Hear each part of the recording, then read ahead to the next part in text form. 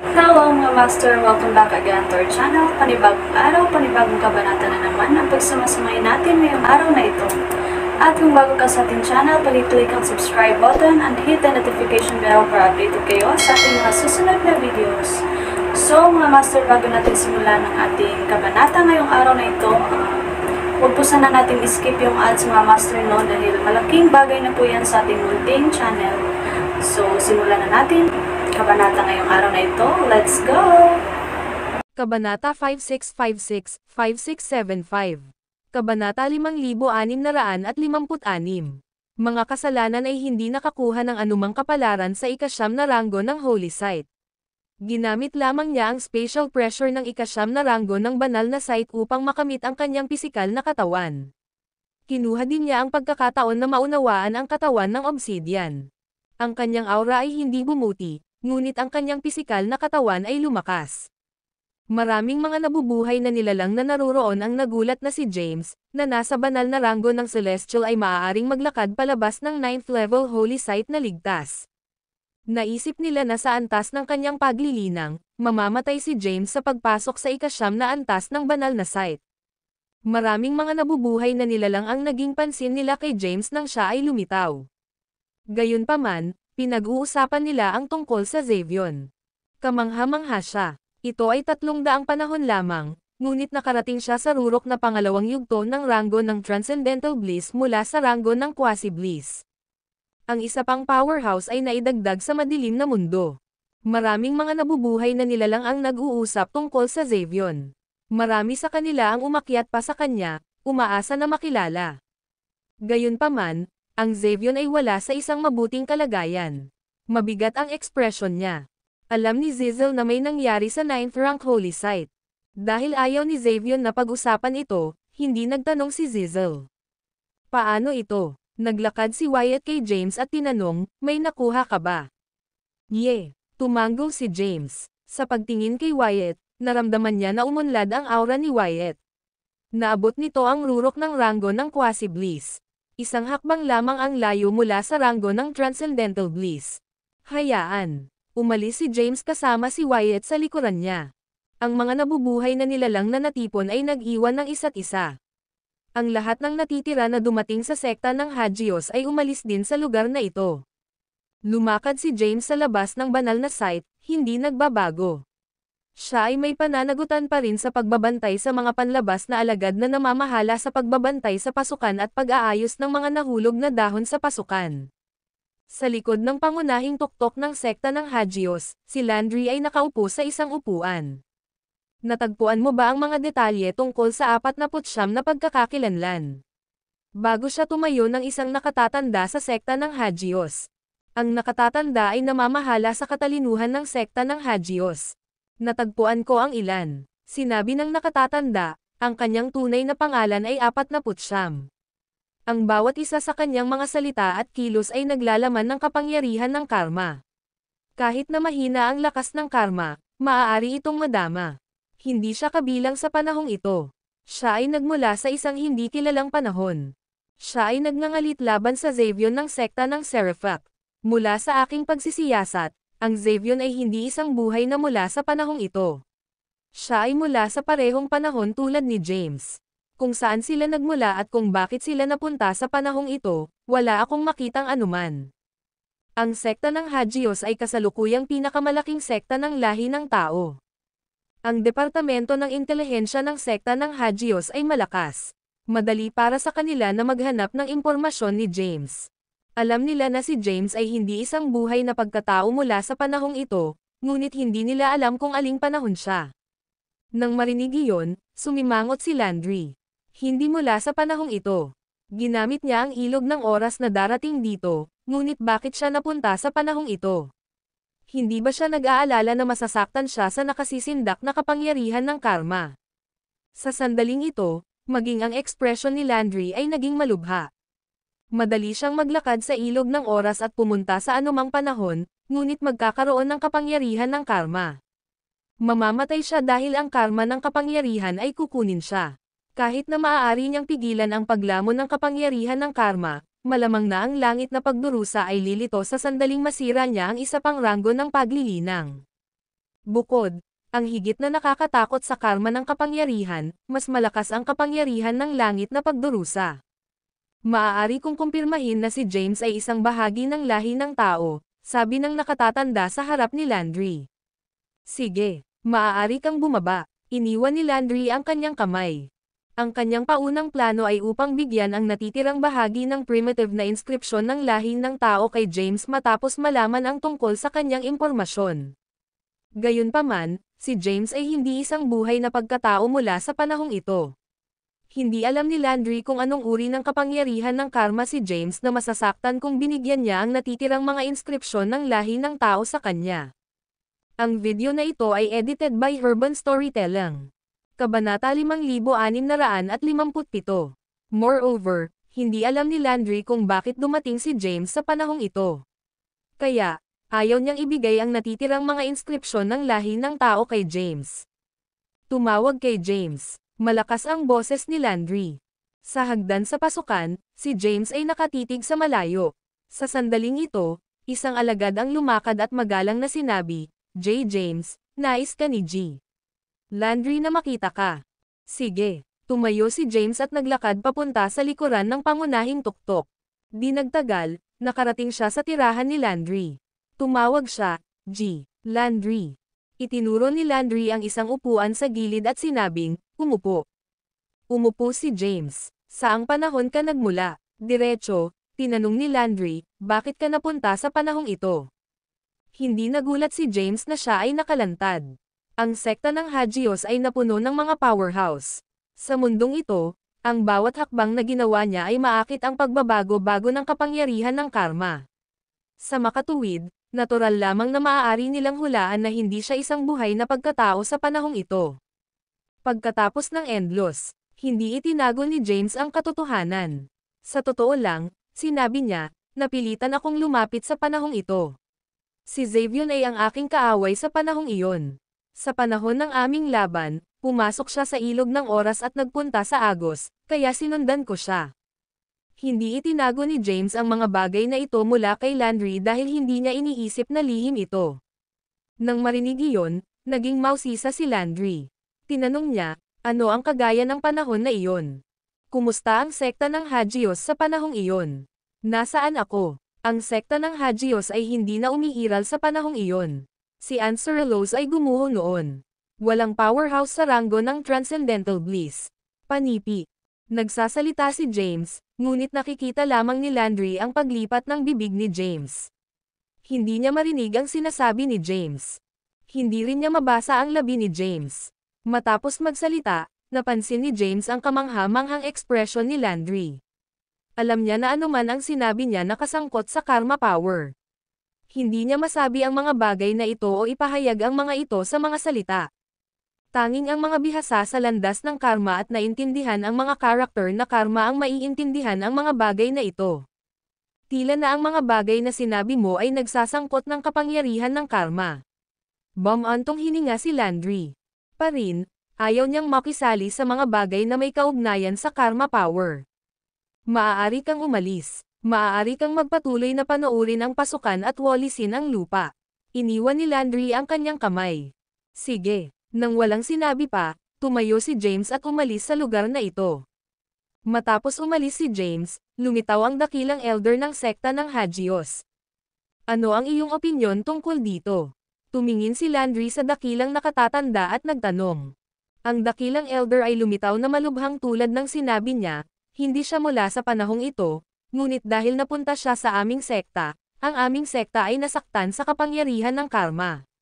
Hayaan lamang ang lahat na gawin ang kurso nito. Hindi natin kailangang umalis sa aming paraan upang harapin ito. Tama ka. Tumango si Landry. Hindi alam ni James na nais ni Landry na ibigay ang natitirang mga primitive na inskripsyon sa kanya. Gayunpaman, nag-aalala pa rin si Landry.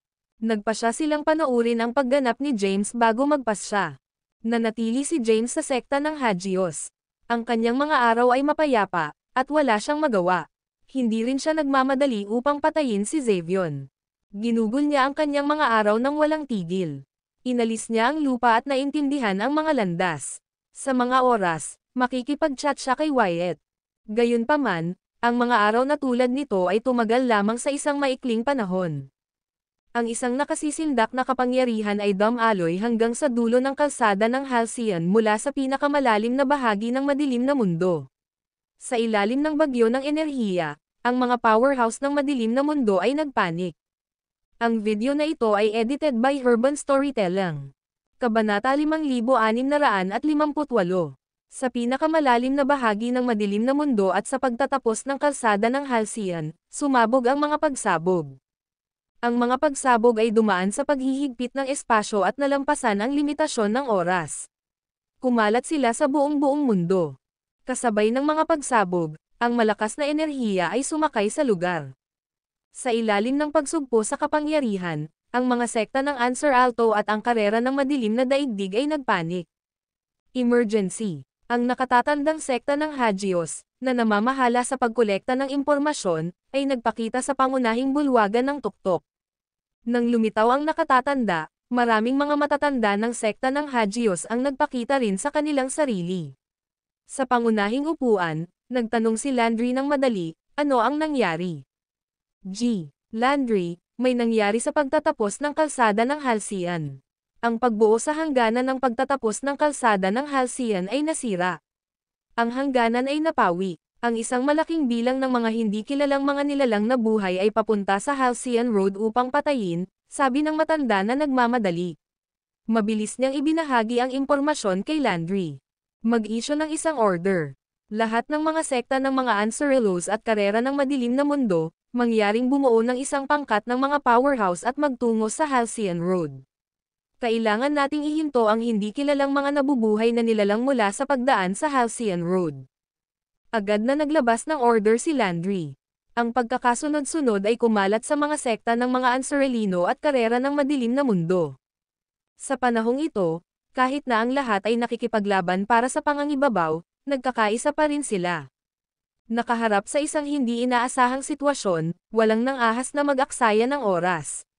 Mabilis, nagtipon sila ng mga powerhouse sa ilalim ng kanilang mga sekta at karera. Ang mga lumilipad na labanan ng mga sekta at karera ay tumungo sa pinakamalalim na bahagi ng madilim na mundo at ang Halcyon Road. Sa pasukan ng sekta ng Hagios, lumitaw ang isang malaking paglipad sa paglipad. Sa sekta ng Hagios, maraming mga powerhouse ang lumipad at lumitaw sa lumilipad na pakikipaglaban. Nang si James, na nakaupo sa tablet ng bato sa pasukan, ay nakita kung ano ang nangyayari, natigilan siya. Siya ay nagungol. Ano ang nangyayari? Kahit na narinig din niya ang malakas na pagsabog at naramdaman ang nakakatakot na enerhiya pagkatapos, hindi niya alam kung ano ang nangyari. Sa sandaling ito, lumipad si James sa paglipad ng pakikipaglaban at lumitaw sa harap ni Landry. Hindi niya maiwasang tanungin, Landry, ano ang nangyayari? Sinulyapan ni Landry si James at sumagot, may nangyari sa Halcyon Road. Ang pagbuo ng hangganan sa pagtatapos ng kalsada ng Halcyon ay nasira. Ang hangganan ay napatay. Ang isang malaking bilang ng mga hindi kilalang mga nilalang na buhay ay darating sa madilim na mundo mula sa kalsada ng Halcyon. Holy crap! Nang marinig iyon, hindi maiwasang sampain si James. James, hindi ka kabilang sa panahong ito. Ano ang mangyayari sa panahong ito ay hindi ka nababahala. Dapat kang bumalik at bantayan ang sekta ng Hagios. Utos ni Landry. Pupunta ako at tumingin, sabi ni James. Nagtataka siya sa nangyari sa panahong ito. Nais niyang malaman kung ano ang nasa dulo ng kalsada ng Halcyon. Mayroon bang ibang mundo doon? Ano ang mga nabubuhay na nilalang ng mundong iyon? Dahil nais ni James na sumama, hindi siya napigilan ni Landry. Di nagtagal, ang mga powerhouse ng sekta ng Hagios ay nagtipon. Ang lumilipad na pakikipaglaban ay umalis. Nang mag-alis ito, isang spatial rift ang lumitaw sa unahan nito. Ang lumilipad na pakikipaglaban ay pumasok sa spatial rift at nawala mula sa pasukan ng sekta ng Hagios. Sa The Flash, ang lumilipad na pakikipaglaban sa sekta ng Hagios ay lumitaw sa madilim na mundo at nagmamadali sa pinakamalalim na bahagi ng madilim na mundo. Kasabay nito, ang mga lumilipad na labanan ng mga sekta at karera ay nag-alis din. Ang buong puwang ng madilim na mundo ay napuno ng mga lumilipad na labanan. Maraming mga powerhouse na natipon sa lumilipad na pakikipaglaban sa sekta ng Hagios. Ang Zizzle ng sekta ng Seraphic at Xavion ay naruroon. Nasa paligid din si James. Nang makita ni Xavion si James, nagdilim ang kanyang ekspresyon. Si James, sa kabilang banda, ay bumati kay Xavion magnanimously, "Kumusta, ang iyong kataas-taasan? Mayroon ka bang iba pang mga kasanayan sa lagda ng supernatural? Maaari mo ba itong ipakita sa akin?" Ang mga salita ni James ay nagagalit sa Xavion. Huwag maging mapagmataas. Sinulyapan ni Xavion si James at sinabing, "Huwag mong isipin na hindi kita papatayin pagkatapos mong mamaster ang katawan ng obsidian. Sa iyong kasalukuyang ranggo ng paglilinang, hindi mo ako papatayin," mahinahon na sabi ni James. Ang video na ito ay edited by Herban Storytelling. Kabanata 5659. Xavion ay hindi nag-abala sa pakikipag-chat kay James. Sinundan niya si Zizzle at pumasok sa pangunahing bulwagan sa paglipad ng sekta ng Hagios. Tumawa si James at sumunod sa SOT. Sa pangunahing bulwagan, ang mga powerhouse mula sa Anserelos at karera mula sa madilim na mundo ay natipon.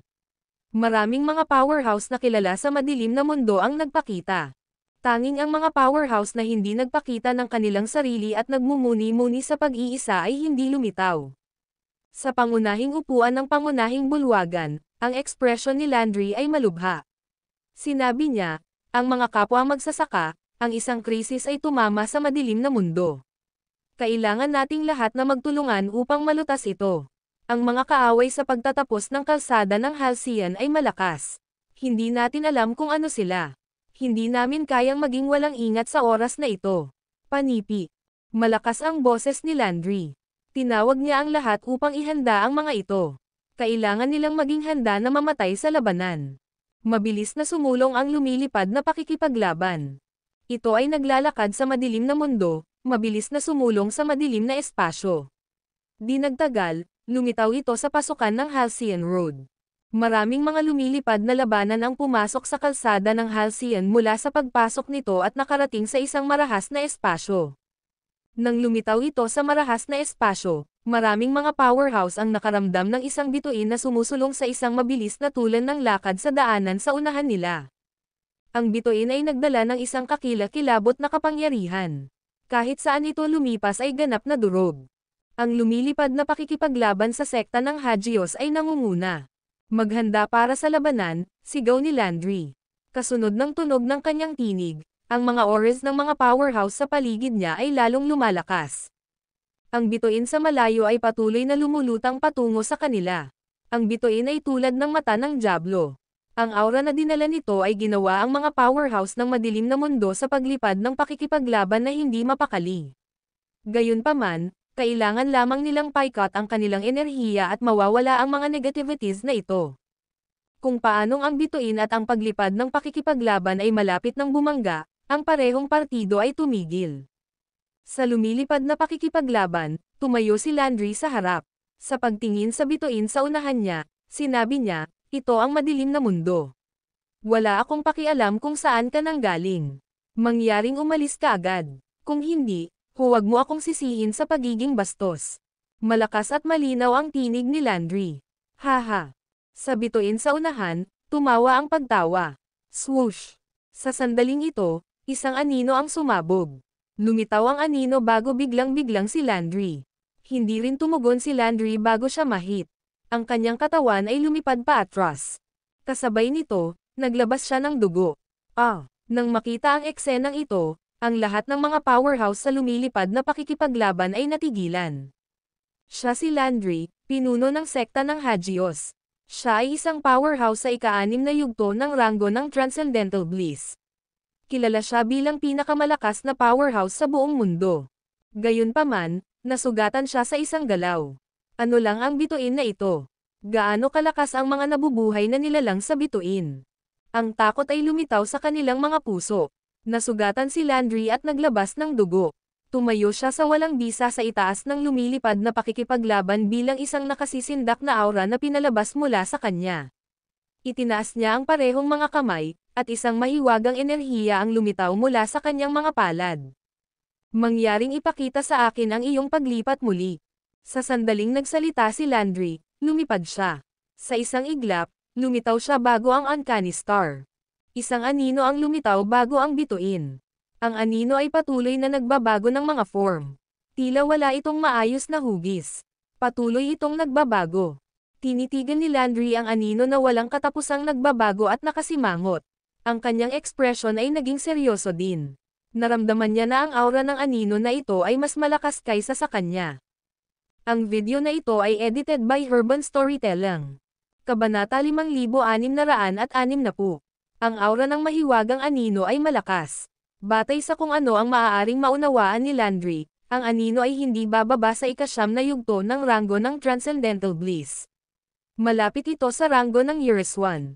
Nadama ni Landry na nahaharap sa isang powerhouse. Gayunpaman, hindi siya makakabalik. Siya ang pinakamalakas na buhay na buhay. Kung siya ay nai-back out, ang Halcyon Road ay mahuhulog. Kapag ang bituin ay pumasok sa madilim na mundo, maraming mga karera at buhay na nilalang ang may impluwensyahan. Nawala. Isang malamig na tinig ang tunog mula sa itim at nagbabago na anino. Pagkatapos, libo-libong mga itim na ores ang naghiwalay mula sa anino at tumungo patungo kay Landry ng mabilis. Agad, inilunsad ni Landry ang mga pag-atake. Ang mga itim na ores na ito ay marupok. Kapag ang mga pag-atake ay lumapag sa kanila, nawala agad sila. Gayunpaman, agad silang muling lumitaw sa harap ni Landry.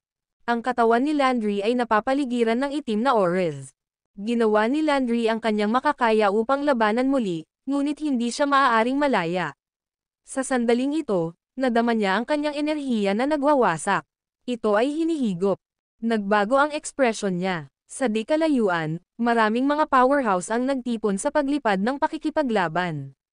Kapag nakita ng mga powerhouse na ito si Landry na nakulong, natakot sila. Hindi lamang ang mga powerhouse na ito ay hindi naglulunsad ng mga pag-atake, ngunit pinalayo pa nila ang kanilang sarili sa labanan. Natigilan ang mga powerhouse ng madilim na mundo. Hindi sila nang ahas na lumaban. Nang makita ni James kung ano ang nangyayari, sumimangot siya. Nais niyang tumulong, ngunit si Landry, isang powerhouse sa ika-6 na yugto ng ranggo ng Transcendental Bliss, ay agad na nasakop. Kung sumali siya, hindi ba siya mamamatay? Sa madilim na walang bisa, ang pag-iyak ni Landry ay tumunog. Tumunog siya ng kahabag-habag. Nang marinig iyon, natakot ang mga powerhouse sa lumilipad na pakikipaglaban. Ang kawalan ng pag-asa ay lumitaw sa kanilang mga puso. Sino ang maaaring sumalungat sa gayong powerhouse? Kahit na ang lahat ng mga nabubuhay na nilalang ng madilim na daigdig ay umakyat laban sa kanya, hindi sila magkakaroon ng pagkakataon na manalo. Sa lumilipad na pakikipaglaban, tumingin si Xavion sa paligid niya. Sinuri niya ang mga powerhouse sa paligid niya. Ang kanyang ekspresyon ay hindi pantay-pantay. Imposibleng sabihin kung ano ang nasa isip niya. Si James ay nakatuon sa labanan sa unahan. Hindi niya binibigyang pansin ang Xavion. Sa sandaling ito, ang Xavion ay gumawa ng isang paglipat. Gayunpaman, sinalakay niya ang mga powerhouse sa paligid niya sa halip na ang anino sa malayo. Sa isang iglap, naisaaktibo niya ang katawan ng obsidian at sinalakay ang ilang mga nabubuhay na nilalang sa tabi niya. Nasa pangalawang yugto siya ng ranggo ng Transcendental Bliss. Siya ay malakas. Habang inaatake niya ang lahat ng kanyang lakas, ang ilang mga nabubuhay na nilalang ay namatay kaagad. Xavion, ano ang ginagawa mo? Zizel reprimanded. Ano ang ginagawa ko? Madilim ang ekspresyon ni Xavion. Kaagad, lumitaw siya bago si Zizel at itinaas ang kanyang kamay, nais na salakayin siya. Zizel dodged sa oras. Hindi pinamamahalaan ni Xavion na matumbok si Zizel. Tumalikod din si James. Nang lumingon siya, lumipad si Xavion. Ang Xavion ay lumitaw sa malayong madilim na walang bisa. Sa ilalim ng mga titig ng maraming nabubuhay na nilalang, lumuhad siya sa walang bisa. Taos puso, sinabi niya, Lord, handa akong sumali sa iyong sekta. Tutulungan kita na labanan at patagin ang madilim na mundo. Bastard, sinumpa ni James na galit nang makita ang eksenang ito. Hindi niya inaasahan na magrebelde si Xavion at sumali sa sekta ng isang hindi kilalang buhay. Ikaw. Ang isang mata ay tila lumitaw sa anino. Ang mata ay nanonood ng Xavion. Nasa ikalawang yugto ka lamang ng ranggo ng Transcendental Bliss. Ano ang kailangan ko sa iyo? Isang boses na walang puso ang tunog. Tumayo si Xavion at lumingon upang makita ang lumilipad na pakikipaglaban sa likuran niya. Sa pagtingin sa mga galit na powerhouse sa lumilipad na pakikipaglaban, dinilaan niya ang kanyang mga labi at sinabi, ano ang mali sa ikalawang yugto ng ranggo ng Transcendental Bliss? Ang pangalawang yugto ng ranggo ng Transcendental Bliss ay isang walang talo na pag-iral sa madilim na mundo. Si Xavion ay tiwala sa kanyang lakas. Ngayon, siya ay nasa rurok na pangalawang yugto ng ranggo ng Transcendental Bliss. Bilang karagdagan, mayroon siyang katawan ng obsidian. Maaari niyang labanan ang mga powerhouse na nireranggo ng mas mataas kaysa sa kanya. Hindi siya natatakot sa mga powerhouse sa ika-4 o ika-5 yugto ng ranggo ng Transcendental Bliss. Sige, ang video na ito ay edited by Urban Storytelling. Kabanata 5661. Isang malamig na tinig ang tumunog sa likuran niya. Papayagan kita na sumali sa aking sekta pagkatapos mong patayin siya. Sinulyapan ni Xavion ang nakulong na Landry, nagpakita ng isang itim na longsword sa kanyang kamay, at lumapit sa kanya ng hakbang-hakbang. Xavion Yeftero, scoundrel ka. Ano ang ginagawa mo? Ang tinig ni Zizel ay nagmula sa airship. Gayunpaman, hindi siya pinansin ni Xavion. Ang airship ay nagtipon ng mga powerhouse ng buong Dark World, gayunpaman lahat sila ay napanood habang si Xavion ay lumakad patungo sa nakulong na Landry nang hindi gumagalaw. Walang sino mang nang ahas na makialam, at wala rin silang balak na kumilos, alam na ang sino mang gumawa ng aksyon ay makakasalubong ang kanilang pagkamatay. Inscan ni James ang paligid, nakasimangot habang napansin niyang walang gumagalaw. Kung paanong ang tibak ni Xavion ay malapit ng mahulog kay Landry, mabilis niyang ginawa ang kanyang mapagpasyang paglipat. Nag-flash siya sa walang bisa sa harap sa pamamagitan ng pagpapakawala ng Blight Omniscience. Pagkatapos, ginamit niya ang katawan ng obsidian habang siya ay lumitaw. Ang tibak ni Xavion ay nakarating kay James, at itinulak siya ng malakas na puwersa. Gayunpaman, hindi siya nakaranas ng pinsala. Sinisira mo ulit ang aking magandang sandali. Nagdilim ang mukha ni Xavion. Ipinagbigyan niya ang kanyang buong lakas, at isang nakasisindak na aura ay nagmula sa kanya. Ang iyong kahalagahan. Tinitigan siya ni James, na binibigkas ang bawat salita, hindi ko inaasahan na makakaalay ka sa mga hindi kilalang nilalang sa sandaling ito. Huwag kalimutan na ikaw ay isang miyembro ng madilim na daigdig. Ano ito sa iyo? Si Xavion ay sumingit ng malamig at direktang inatake ng kanyang tibak. Sa isang instant, hindi mabilang na energies ng tibak na ipinakita at lumusot kay James sa isang pattern ng crisscross. Boom! Boom! Boom! Ang puwang sa paligid ni James ay patuloy na gumuho, ngunit lumitaw siya na hindi nasaktan mula sa gumuho na puwang. Mapahamak ito, sinumpa si Xavion. Ang katawan ng obsidian ay ang kanyang eksklusibo at likas na lagda martial arts skill. Marami siyang pagsisikap sa pagmaster nito. Ngayon, walang kahirap-hirap na natutunan ito ni James at ginamit ito laban sa kanya. Malayo sa unahan, sa harap ng bituin, isang kakaibang anino ang nagsiwalat ng isang mata, malamig na obserbahan ang eksena ng walang balak na makialam. Sinulyapan ni James ang nakulong na Landry. Nag-flash siya sa tabi ni Landry at tinangka na iwaksi ang itim na ambon na sumasabay sa kanya. Gayunpaman, ang itim na ambon ay sumulong tulad ng matalim na mga blades, na tinusok sa kanyang katawan habang papalapit siya. Ang kanyang obsidian na katawan ay hindi maaaring pigilan ang pag-atake ng itim na ambon. Sa isang iglap, ang kanyang katawan ay tinusok, at siya ay naglabas ng isang bibig ng dugo. Hek! Galit na sinumpa ni James habang nasira ang kanyang obsidian na katawan. Haha! Nakakakita ng eksenang ito, tumawa si Xavion at sinabing, James Caden, ang iyong obsidian na katawan ay nasira. Matugunan mo ang iyong wakas ngayon. Sumulong ang aura ni Xavion habang papalapit siya kay James kasama ang Black Longsword.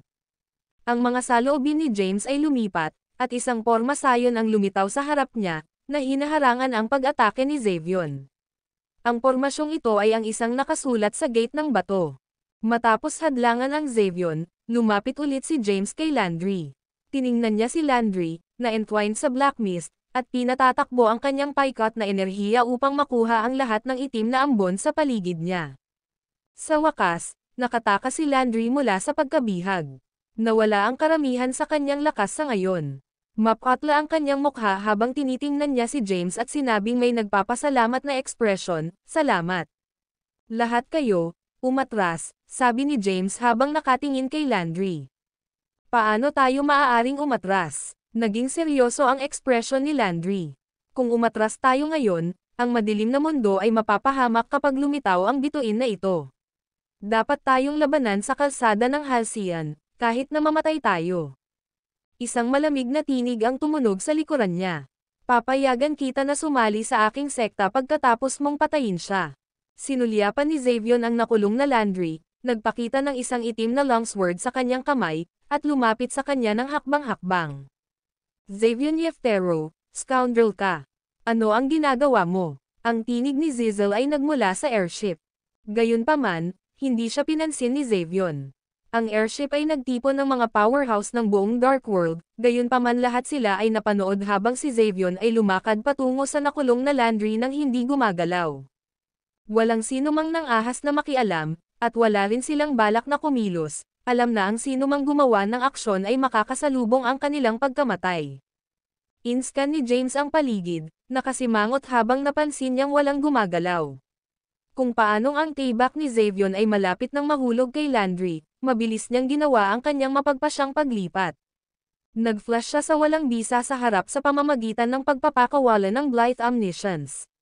Pagkatapos, ginamit niya ang katawan ng obsidian habang siya ay lumitaw. Ang tibak ni Xavion ay nakarating kay James, at itinulak siya ng malakas na puwersa. Gayunpaman, hindi siya nakaranas ng pinsala. "Sinisira mo ulit ang aking magandang sandali." Nagdilim ang mukha ni Xavion. Ipinagbigyan niya ang kanyang buong lakas, at isang nakasisindak na aura ay nagmula sa kanya. "Ang iyong kahalagahan." Tinitigan siya ni James, na binibigkas ang bawat salita, "Hindi ko inaasahan na makakaalay ka sa mga hindi kilalang nilalang sa sandaling ito. Huwag kalimutan na ikaw ay isang miyembro ng madilim na daigdig. Ano ito sa iyo?" Si Xavion ay sumingit ng malamig at direktang inatake ng kanyang tibak. Sa isang instant, hindi mabilang na energies ng tibak na ipinakita at lumusot kay James sa isang pattern ng crisscross.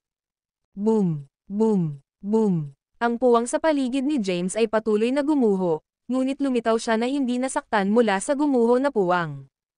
"Mapahamak ito," sinumpa si Xavion. Ang katawan ng obsidian ay ang kanyang eksklusibo at likas na lagda martial arts skill.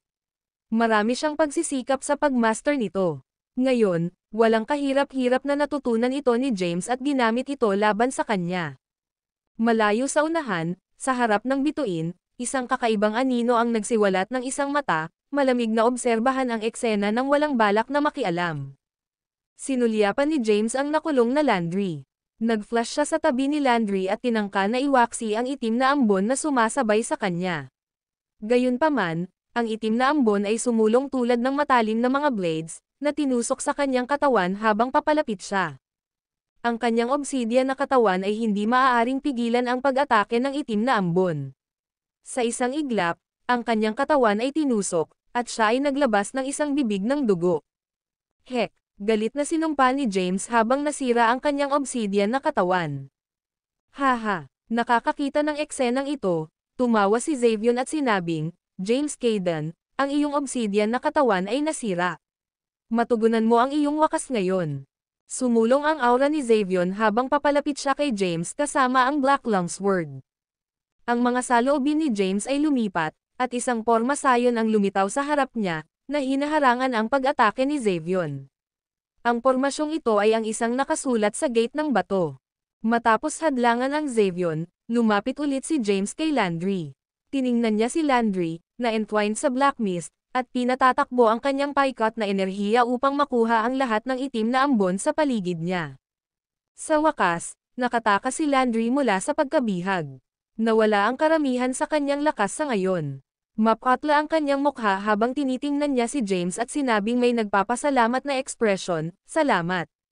Lahat kayo, umatras," sabi ni James habang nakatingin kay Landry. "Paano tayo maaaring umatras?" Naging seryoso ang ekspresyon ni Landry. "Kung umatras tayo ngayon, ang madilim na mundo ay mapapahamak kapag lumitaw ang bituin na ito. Dapat tayong labanan sa kalsada ng Halcyon, kahit na mamatay tayo. Ang video na ito ay edited by Urban Storytelling. Kabanata 5662. Landry ay hindi maaaring umatras dahil ang sekta ng Hagios ay ang pinakahalagang sekta sa kasalukuyang lahi ng tao. Siya ang may pananagutan bilang pinuno ng sekta. Sa likuran niya ay hindi mabilang na mga tao at nabubuhay na nilalang. Kung siya ay umatras, lahat sila ay mamamatay. Lumingon siya upang tingnan ang mga nabubuhay na nilalang sa airship sa malayo at sumigaw, sisingilan. Kung mag-atras tayo, ang buong lahi ng mga nabubuhay na nilalang sa likuran natin ay mamamatay. Ang tinig ni Landry ay pinansin ang mga hangarin ng labanan ng mga nabubuhay na nilalang na ito. Sa katunayan, hindi sila maaaring umatras, dahil ang pag-urong ay nangangahulugang kamatayan. Sa sandaling ito, ang hindi mabilang na mga nabubuhay na nilalang ay lumubog sa hangin at lumitaw sa madilim na walang bisa. Hehe, nakaharap sa eksenang ito, ang itim na anino ay ngumiti lamang ng mahina. Ang kanyang pagtawa ay malamig at walang awa at pinadalhan ang spine ng isang tao. Sa sandaling ito, ang mga thread ng itim na aura ay lumusatsa, bawat wisp and twining sa paligid ng isang buhay na nilalang. Kabilang sa mga nabubuhay na nilalang na ito, ang karamihan ay nasa ranggo ng quasi-bliss, at marami ang mga powerhouse ng transcendental bliss.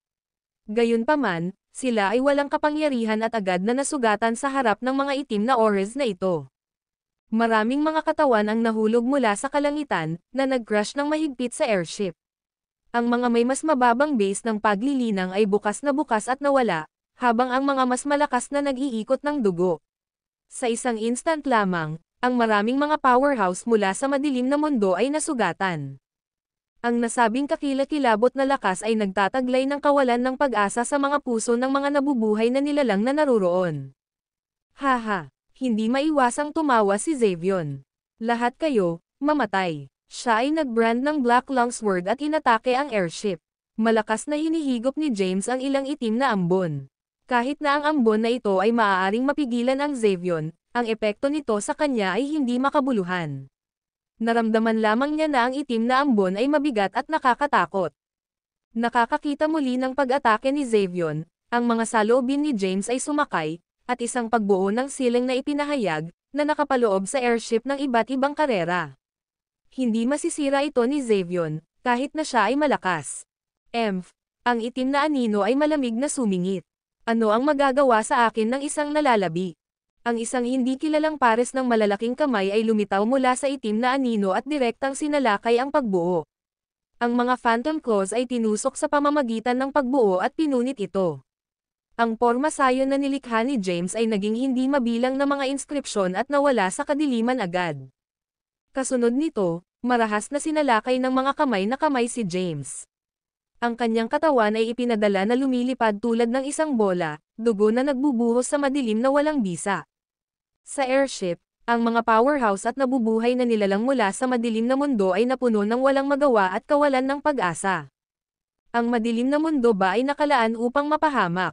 Maraming mga nabubuhay na nilalang ang tumayo, lumingon upang tumingin sa madilim na mundo sa likod ng kalsada ng Halcyon. Sa sandaling ito, lahat sila ay nasugatan at nawala ang kanilang mga kakayahan sa labanan. Maging ang mga hindi nasaktan ay nawalan ng kakayahang lumaban. Hindi sila tugma para sa hindi kilalang pagkatao na ito. Patayin silang lahat, mag-iwan ng walang buhay, ang walang malasakit na tinig ay sumigaw.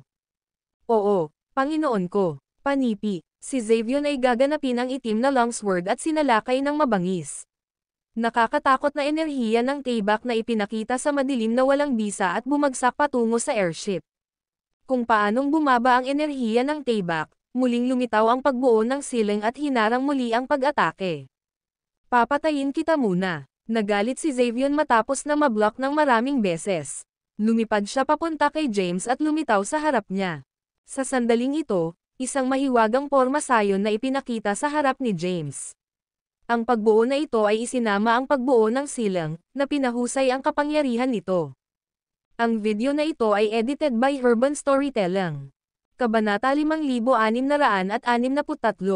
Xavion ay agad na nasil sa loob ng madilim na walang bisa habang ang pagbuo ay nahayag.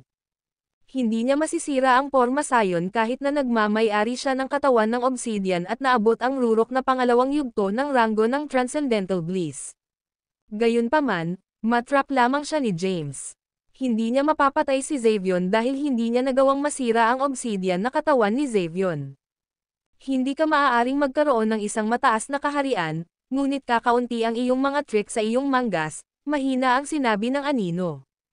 Break.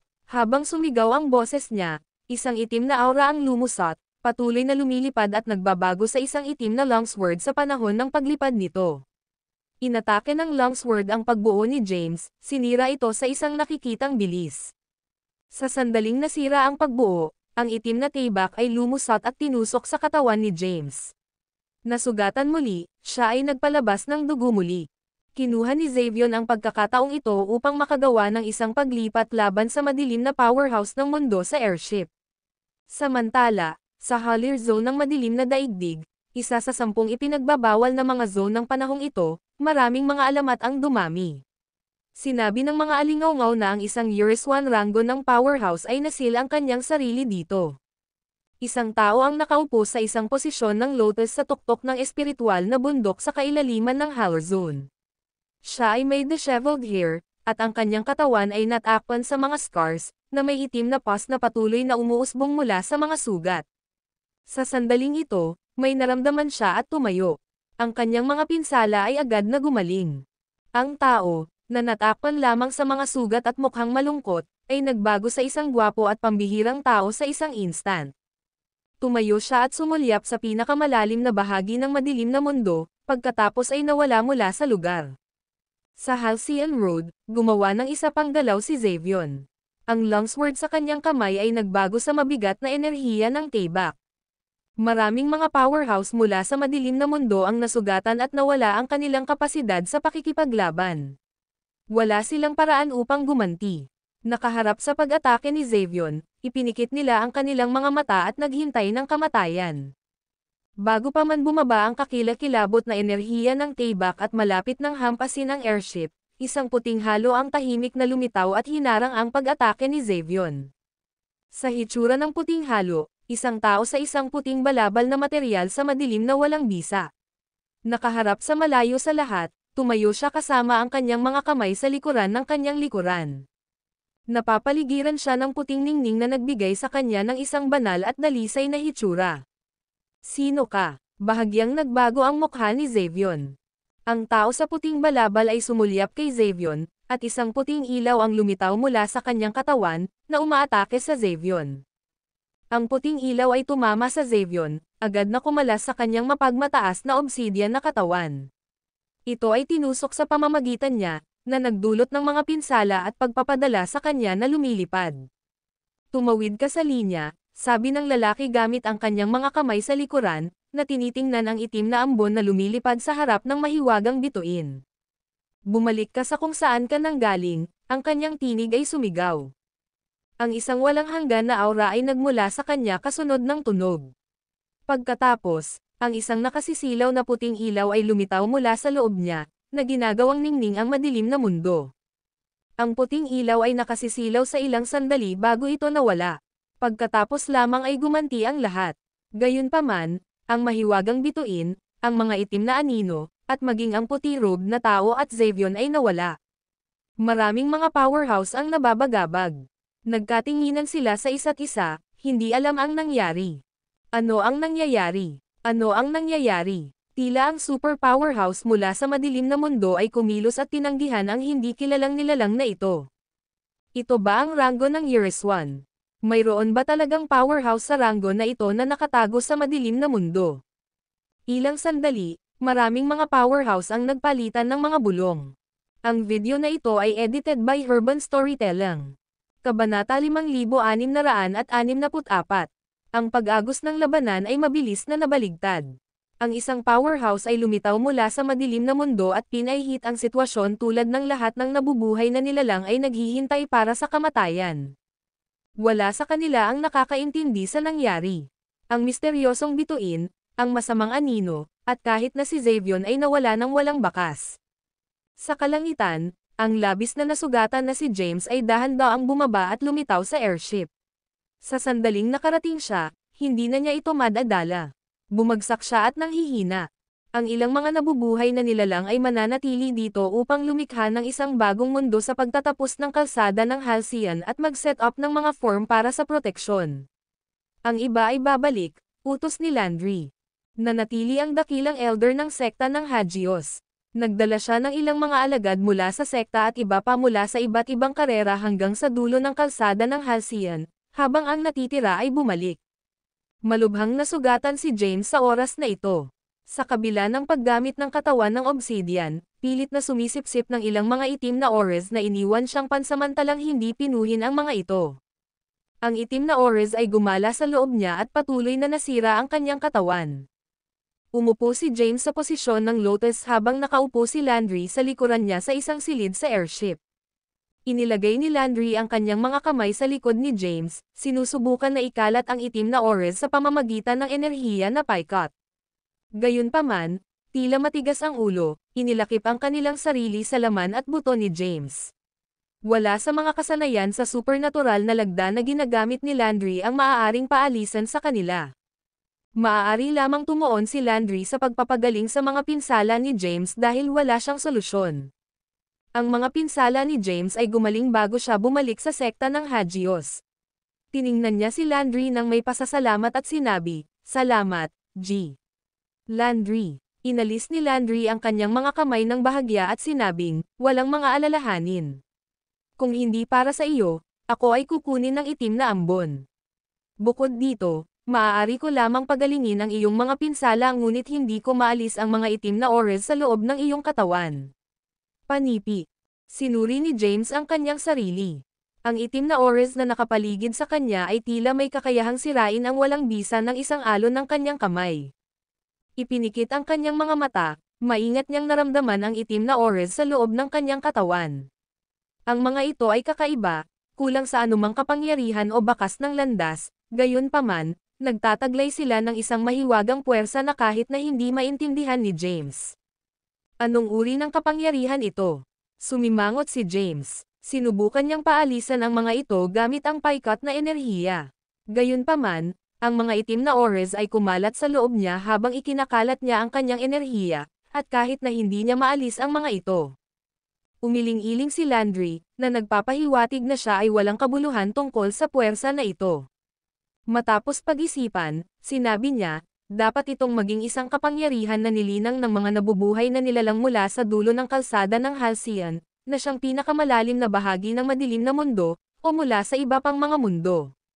Iba't ibang mga mundo ay nagtatanim ng iba't ibang mga kapangyarihan. Mayroon bang tunay na hindi kilalang mundo sa pagtatapos ng kalsada ng Halcyon? Tanong ni James. Ang ekspresyon ni Landry ay naging malubha habang sinabi niya, "Hindi ako sigurado." Patuloy na tinanong ni James, anong landas ang eksaktong kalsada ng Halcyon? Ipinaliwanag ni Landry, ang madilim na mundo ay walang hanggan. Ayon sa mga tala, walang nabubuhay na nilalang o powerhouse ang maaaring maglakad sa madilim na mundo o iwanan ito. Ang Halcyon Road ay isang special na daanan sa loob ng madilim na mundo na nagpapaikli sa paglalakbay para sa isang tao na maabot ang pinakamalalim na bahagi ng madilim na mundo. Nakikita ko. Sinimulan ni James na maunawaan ang sitwasyon. Ang pag-unawa ay madali, katulad ng isang taong nais maglakbay sa isang malayong lugar. Gayunpaman, ang pagsunod sa mga Maginoo na pamamaraan ay maaaring dalhin sa kanila ang kanilang buong buhay upang makarating doon. Ngayon, lumitaw ang isang shortcut, isang daanan na mabilis na nagtulak sa kanila sa kanilang patutunguhan sa kaunting oras. Hindi pa ako natapos sa kalsada ng Halcyon, iyon ay, ang pinakamalalim na bahagi ng madilim na mundo, at hindi ko alam kung may ibang mundo doon. Ang makukumpirma ko ngayon ay mayroong umiiral na mga buhay na nilalang na may mga kapangyarihan na lampas sa aming pag-unawa sa pagtatapos ng kalsada. Pinagkadalubhasaan nila ang isang hindi maintindihan na landas. Panipi. Nang marinig ito, ang ekspresyon ni James ay naging seryoso. Siya ay nagsumite mula sa hinaharap, kung saan nabasag si Anserelos, at ang Halcyon Road ay nawala mula sa mga talaan ng kasaysayan. Wala siyang ideya kung ano ang eksaktong nangyari. Ang video na ito ay edited by Herban Storytelling. Kabanata 5665. Ano ang eksaktong nangyari sa panahong ito? Bukod dito, buhay ba o patay si Xavion? Ipinagkanulo niya at inilaan na patayin ang mga nasugatan na powerhouse. Gayunpaman, ang isang mahiwagang powerhouse ay lumitaw sa isang mahalagang sandali. Walang nakakaalam kung ano ang nangyari pagkatapos nito. Kahit na si James ay hindi matukoy kung buhay ba si Xavion. Ang airship ay mabilis na sumulong upang bumalik, sa lalong madaling panahon umalis sa Halcyon Road sa likod habang ito ay naglalakad sa madilim na mundo. Tumungo ito patungo sa Anserelos kung saan matatagpuan ang sekta ng Hagios. Ang airship ng sekta ng Hagios ay bumalik. Habang gumaling ang mga pinsala ni James, isang mahiwagang itim na ambon ang nanatili sa loob ng kanyang katawan. Bagaman ang ambon ay hindi nagdulot ng agarang pinsala, ang isang hindi komportable na pakiramdam ay tumagal dahil sa mahiwaga at hindi mapigilan na enerhiya na sumalig sa loob ni James. Sinubukan ni James ang lahat upang paalisin ito sa pagbabalik sa sekta ng Hagios, ngunit walang pamamaraan na napatunayan na matagumpay. Pagkatapos bumalik, itinalaga si James na manatili sa isang espiritual na bundok ng sekta ng Hagios. Doon, nagtayo siya ng isang pagbuo ng oras sa paligid ng manor sa bundok at nilinang sa loob nito. Ang kanyang kaharian sa paglilinang ay masyadong mababa. Sa kanyang pagbabalik sa oras na ito, sinubukan niyang paalisin ang itim na ambon sa loob ng kanyang katawan habang itinatakwil ang kanyang sarili upang mapahusay ang kanyang kaharian sa paglilinang. Hindi alam kay James, ang kanyang base ng paglilinang ay umabot sa rurok ng pagkonsumo ng banal na ranggo ng langit, na iniwan siya ng isang hakbang lamang ang layo mula sa ranggo ng Quasi-Bliss. James, nais ni G. Landry na makilala ka, isang tinig ang nagmula sa labas ng manor. Ang tinig ay nagambala sa paglilinang ni James. Pinipigilan ang kanyang aura, tumayo siya, casual na itinapon ang pagbuo ng oras, at naglakad palabas ng manor. Ang isang alagad ng sekta ng Hagios ay tumayo sa harap. Sinabi niya na may isang pahiwatig ng paggalang sa kanyang pagpapahayag. James, hiniling ni G. Landry ang iyong presensya sa pangunahing bulwagan. Sige, tumango si James. Pagkatapos, nawala siya sa lugar at muling napakita sa pangunahing bulwagan ng sekta ng Hagios. Nang siya ay lumitaw, maraming tao ang nagtipon. Lahat sila ay mga pangunahing powerhouse ng sekta. Pagbati, G. Landry. Hinawakan ni James ang kanyang mga kamay. Mangyaring magkaroon ng isang upuan. Inihayag ni Landry ang kanyang kamay, at isang upuan ang material sa likuran ni James. Umupo si James. Tiningnan ni Landry si James, ngumiti, at sinabing, James, walang takot kang tumayo laban sa hindi kilalang mga nilalang sa pagtatapos ng kalsada ng Halcyon. Kung hindi ito para sa iyo, ang hindi mabilang na mga nilalang na buhay ay maaaring dumanas. Ang iyong makabuluhang mga kontribusyon sa aming sekta at ang madilim na mundo ay hindi napansin. Matapos ang mga talakayan sa maraming mga matatanda, nagkakaisa na sumang-ayon na kwalipikado kang ipalagay ang posisyon ng isang nakatatanda sa sekta ng Hagios. Panipi. Tumawa si James. Sa wakas, dumating na ang araw.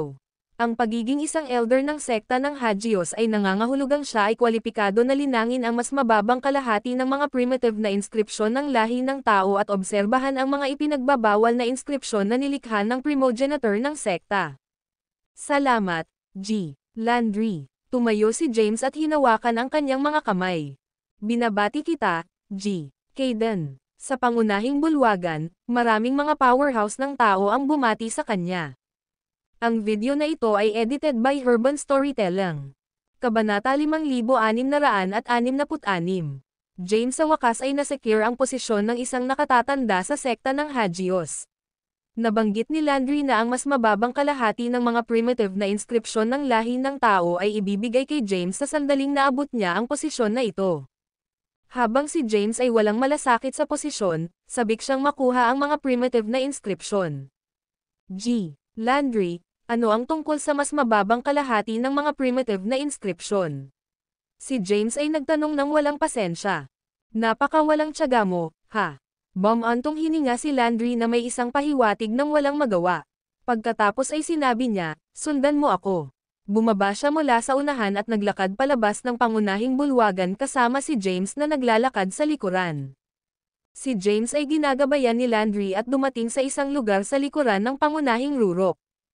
Ang isang pormasayon na maaaring hadlangan ang lahat ng mga pagtatangka upang mag-use sa Kaizen ay na-set up dito, na imposible para sa kahit na si James na makita kung ano ang nasa loob. Huminto si Landry habang nakarating sa harap ng pormasayon. Ang mas mababang kalahati ng mga primitive na inskripsyon ng lahi ng tao sa loob ng pormasayon. Tanong ni James. Well, sinulyapan ni Landry si James at sinabi, sa totoo lang, walang tinatawag na mas mababang kalahati. Ha? Natigilan si James. Nagkidding ka ba? Hindi mo sinabi iyon sa huling oras. Hinawakan ni Landry ang kanyang balbas, na nakangiti habang ipinaliwanag niya, ang mga inskripsyon na ipinanganak kasama ang lahi ng tao ay tinawag na mga primitive na inskripsyon ng lahi ng tao. Ang mga ito ay tinutukoy bilang itaas na kalahati. Ang mas mababang kalahati ay ang paglikha ng primogenitor ng lahi ng tao matapos na maunawaan niya ang mga primitive na inskripsyon ng lahi ng tao sa kanyang kapanganakan. Dahil ang pagkakaiba sa oras sa pagsilang ng mga primitive na inskripsyon ng lahi ng tao ay hindi makabuluhan, tinatawag itong mas mababang kalahati. Panipi. Sino ang primogenitor ng lahi ng tao? Sino ang unang tao na ipinanganak sa Answer Laws? Tanong ni James. Ito ay marami. Kapag ipinanganak ang iba pang mga karera, marahil isa lamang ang nabubuhay na lumitaw, ngunit naiiba ang lahi ng tao. Sa kanilang kapanganakan, isang pangkat ng mga tao ang lumitaw, bawat isa ay may iba't ibang mga base sa paglilinang. Gayunpaman, ang mas mababang kalahati ng mga primitive na inskripsyon ng mga tao ay hindi nilikha ng pinakamalakas sa kanila. Ito ay nilikha ng isang tao na may average na paglilinang, sagot ni Landry. Talaga, pinangunahan ni James ang kanyang kilay. Anong uri ng loika ito? Hindi ito nilikha ng malakas, ngunit ang mahina. Nag-shock si Landry at sinabing, ang lakas ay hindi nangangahulugang ang kakayahang maunawaan ang mga primitive na inskripsyon, at ang kahinaan ay hindi nagpapahiwatig ng kakulangan ng kakayahang pangunawa. Hindi pa nagtanong si James. Hindi alintana kung sino ang lumikha nito, ang mas mababang kalahati ng mga primitive na inskripsyon ay dapat magkaroon ng mga natatanging katangian, na ibinigay ang pagtatalaga nito. Sa ngayon, nais lamang niyang makita kung ano ang hitsura ng mga tinatawag na mas mababang kalahati ng mga primitive na inskripsyon ng lahi ng tao. Buksan ng mabilis ang pagbuo, sabi ni James. Si Landry ay kumalas sa kanyang kamay, at isang crack ang lumitaw sa pagbuo. Pagkatapos, pinangunahan niya si James. Sa sandaling pumasok sila sa pagbuo, isang siyam na palapag na tower ang napansin. Ang ilang mga powerhouse ay nagbabantay sa harap ng tower. Sa pintuan ng tower, ang mga matingkad na karakter na nagbubuhos ng library ng sekta ng Hagios ay nakaukit. Nagtuturo sa tower sa harap, sinabi ni Landry, ito ang library ng sekta ng Hagios. Mayroon itong siyam na larangan, ang bawat pabahay ng ilang mga kasanayan sa lagda ng supernatural, kabilang ang mga primitive na inskripsyon mula sa maraming mga primeval. Panipi. Ang ikawalong kaharian ay kung saan nakaimbak ang itaas na kalahati ng mga primitive na inskripsyon. Tulad ng para sa ikasyam na kaharian, pinangangalagaan nito ang mas mababang kalahati ng mga primitive na inskripsyon ng lahi ng tao at ang mga ipinagbabawal na inskripsyon. Panipi. Nakuha ito. Malinaw na tumanggo si James. Sige. Itinuro ni Landry ang silid-aklatan sa harap at sinabi, bilang isang nakatatanda sa sekta ng Hagios, kwalipikado kang pumasok. Maaari mong obserbahan at kahit nalinangin ang lahat ng mga kasanayan sa lagda ng supernatural doon. Inaasahan kong ang paglalakbay na ito sa aklatan ay magiging kapaki-pakinabang sa iyo. Hindi nag-atubiling si James at humakbang pasulong. Mabilis niyang naabot ang pintuan ng silid-aklatan at kinuha ang kanyang token. Ang token ay naglabas ng isang malabong kapangyarihan, at habang ang enerhiya ay dumaloy sa pintuan, agad itong nakabukas. Bagaman nakabukas ang pintuan, hindi nakikita ni James ang eksena sa loob ng malinaw dahil ang nakikita niya ay isang puting ilaw. Naglakad siya patungo dito at dumaan sa puting ilaw. Ang eksena sa harap niya ay biglang nagbago, at kung ano ang lumitaw sa kanyang mga mata ay mga bundok, ilog, at lupain. Ang video na ito ay edited by Urban Storytelling. Kabanata 5667. Ito ba ang unang kaharian ng aklatan? Sinuri ni James ang kanyang paligid. Natuklasan niya na ang iba't ibang mga kasanayan sa lagda ng supernatural ay nakaimbak sa buong paligid ng unang kaharian, kabilang ang mga supernaturals ng pagpipino ng katawan, swordsmanships, at mantras. Habang ang mga kasanayan sa supernatural na lagda ay itinuturing na kapansin-pansin sa labas ng mundo, may kaunting halaga sila para kay James. Pinagkadalubhasaan niya ang primal mantra na nagpapahintulot sa kanya na pinuhin ang anumang supernatural na mga kasanayan sa lagda na nais niya. Ang unang kaharian ng aklatan ay nagtataglay ng iba't ibang mga kasanayan sa supernatural na lagda. Ang ilang mga alagad ng sekta ng Hagios ay nasa pag-iisa, na naglilinang sa loob ng mga espiritual na bundok. Ito ay bawat panuntunan ng sekta na ipinagbabawal ang mga alagad na alisin ang mga kasanayan sa lagda ng supernatural. Pinayagan lamang silang linangin sa loob ng aklatan. Nagpunta si James sa pangalawang kaharian ng aklatan. Pagdating, natagpuan niya na ito ay nagtataglay ng mga primitive na inskripsyon ng mga ordinaryong karera. Hindi sila itinuturing na advanced, at kahit na ang average na alagad ng sekta ng Hagios ay madaling maunawaan ang mga ito. Matapos ang ilang pagsasaalang-alang, nagpasya si James na simulan ang kanyang paglalakbay sa paglilinang sa pamamagitan ng pag-unawa sa mga primitive na inscription na nakaimbak sa pangalawang kaharian ng aklatan. Sa pag-iisip, lumitaw siya sa rurok ng isang espiritual na bundok. Sa MIDAIR ng summit, isang light barrier ang nagpakita ng mga primitive na inscription mula sa isang lahi. Sinimulan ni James ang kanyang pag-unawa, hindi pinapabayaan ang kanyang paglilinang sa proseso. Ang kanyang pagtataya sa paglilinang ay medyo mahina pa rin. Sa kasalukuyan, nakarating lamang siya sa pagkumpleto ng banal na ranggo ng celestial at hindi pa lumakad sa ranggo ng quasi-bliss. Sa mga sumusunod na araw, ibinabad ni James ang kanyang sarili sa pag-unawa sa mga primitive na inskripsyon sa buong aklatan. Minsan, tumayo siya sa isang espiritual na bundok, na lumilitaw sa isa pa sa iba't ibang oras. Nakatayo man o nakaupo sa isang posisyon ng lotus, siya ay pumalit sa pagitan ng pagmumuni-muni at pagmumuni-muni, ang kanyang figure ay kumalat sa pangalawang kaharian ng aklatan. Habang lumipad ang oras, pinagkadalubhasaan ni James ang lahat ng mga primitive na inskripsyon na nakaimbak sa pangalawang kaharian ng aklatan. Ngayon, nagpatuloy siya sa ikatlong kaharian. Ang mga primitive na inskripsyon na nakaimbak sa ikatlong kaharian ay mas advanced kaysa sa mga nasa pangalawa. Tulad ng naintindihan ni James ang higit pang mga inskripsyon, isinama niya ang mga ito sa kanyang porma sayon. Sa bawat karagdagang primitive na inskripsyon na isinama sa pagbuo, lumakas ang lakas nito.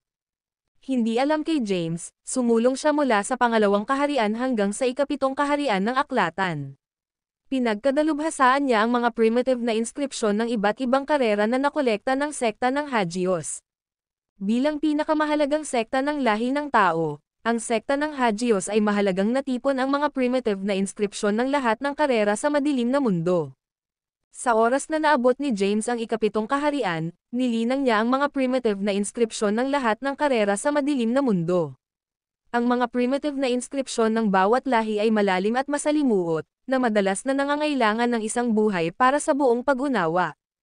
Ang pagkakaroon ng pinagkadalubhasaan ang mga primitive na inskripsyon ng lahi ng tao at pagkakaroon ng lahat ng mga pangkalahatang inskripsyon sa madilim na mundo, ang paglilinang ng mga inskripsyon na ito ay hindi na isang mahirap na gawain para kay James. Sa panahong ito, ang kanyang paglilinang nakaharian na hindi sinasadyang advanced mula sa rurok ng pagkonsumo ng banal na ranggo ng langit hanggang sa ranggo ng huling yugto ng ranggo ng quasi-bliss. Phew! Sa ikapitong kaharian ng aklatan, tumayo si James at huminga ng malalim. Naramdaman niya ang kanyang antas ng paglilinang at ang kapangyarihan sa loob ng kanyang katawan. Sa wakas ay naabot ko na ang ranggo ng quasi-bliss, isang hakbang lamang ang layo mula sa ranggo ng transcendental bliss. Naintindihan ko ang mga primitive na inskripsyon ng iba't ibang karera na nakaimbak ng sekta ng Hagios at naperpekto muli ang pagbuo. Ang susunod na hakbang ay upang bisitahin ang ikawalo at ikasyam na mga lupain ng aklatan. Panipi. Tumayo si James at umalis sa ikawalong lupain ng aklatan. Ang video na ito ay edited by Urban Storytelling. Kabanata 5668. James ay umabot sa dulo ng ikapitong kaharian ng aklatan, kung saan ang isang daanan ay humantong sa ikawalong kaharian. Pagdating sa daanan, kinuha niya ang kanyang nakatatandang token. Isang bakas ng kapangyarihan ang nagmula sa token at pumasok sa daanan. Pumasok si James nang magbukas ang daanan. Sinundan niya ang daanan at naabot ang ikawalong lupain ng aklatan. Ang lupain na ito ay nakaimbak sa itaas na kalahati ng mga primitive na inskripsyon ng lahi ng tao. Ang ikawalong kaharian ay maliit, katulad ng isang puwang na may isang espiritual na bundok lamang.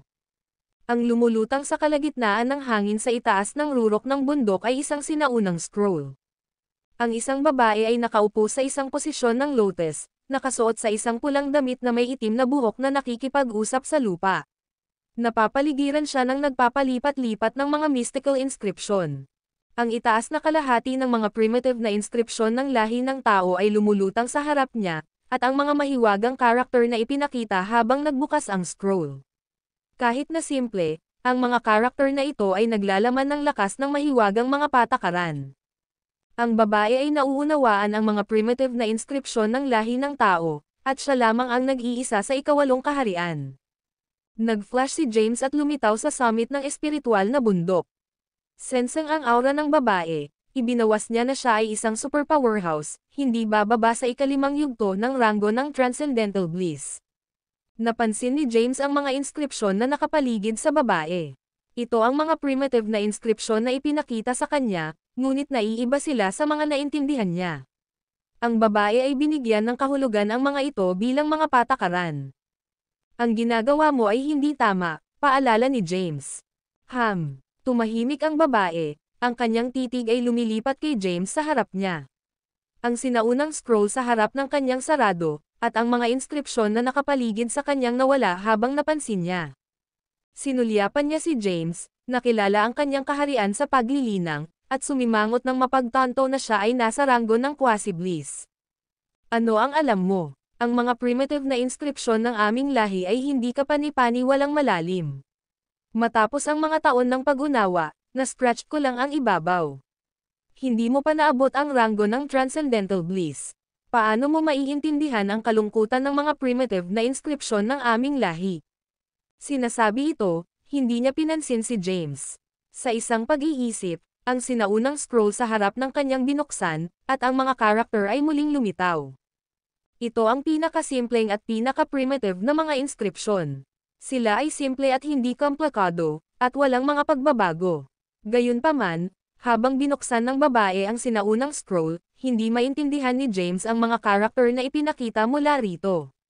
Gayunpaman, naintindihan na niya ang primal mantra at ang mga primitive na inskripsyon ng lahi ng tao. Hindi agad umalis si James. Sa halip, umupo siya sa tabi niya sa isang posisyon ng lotus. Sa iyong pag-unawa, ano ang mga primitive na inskripsyon ng aming lahi? Tanong ni James. Sinulyapan ng babae si James at sinabing, ang mga primitive na inskripsyon ng aming lahi ay ang pangkalahatang balangkas ng lahat ng mga inskripsyon sa madilim na mundo. Kahit na simple, kinakatawan nila ang pagiging simple ng panghuli landas.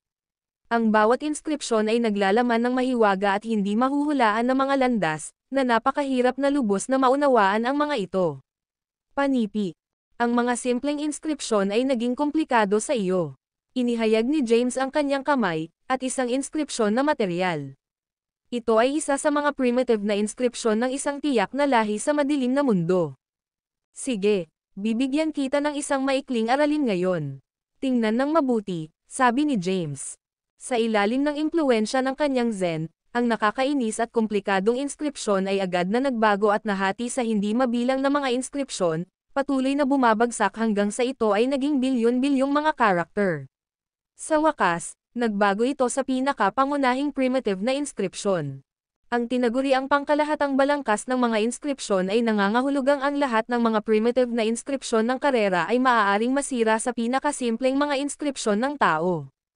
Pagkatapos ay maaari silang may bawas sa mga inskripsyon ng anumang lahi, kahit na sa anumang nais na mga inskripsyon. Nakasaksi sa eksenang ito, nagulat ang babae.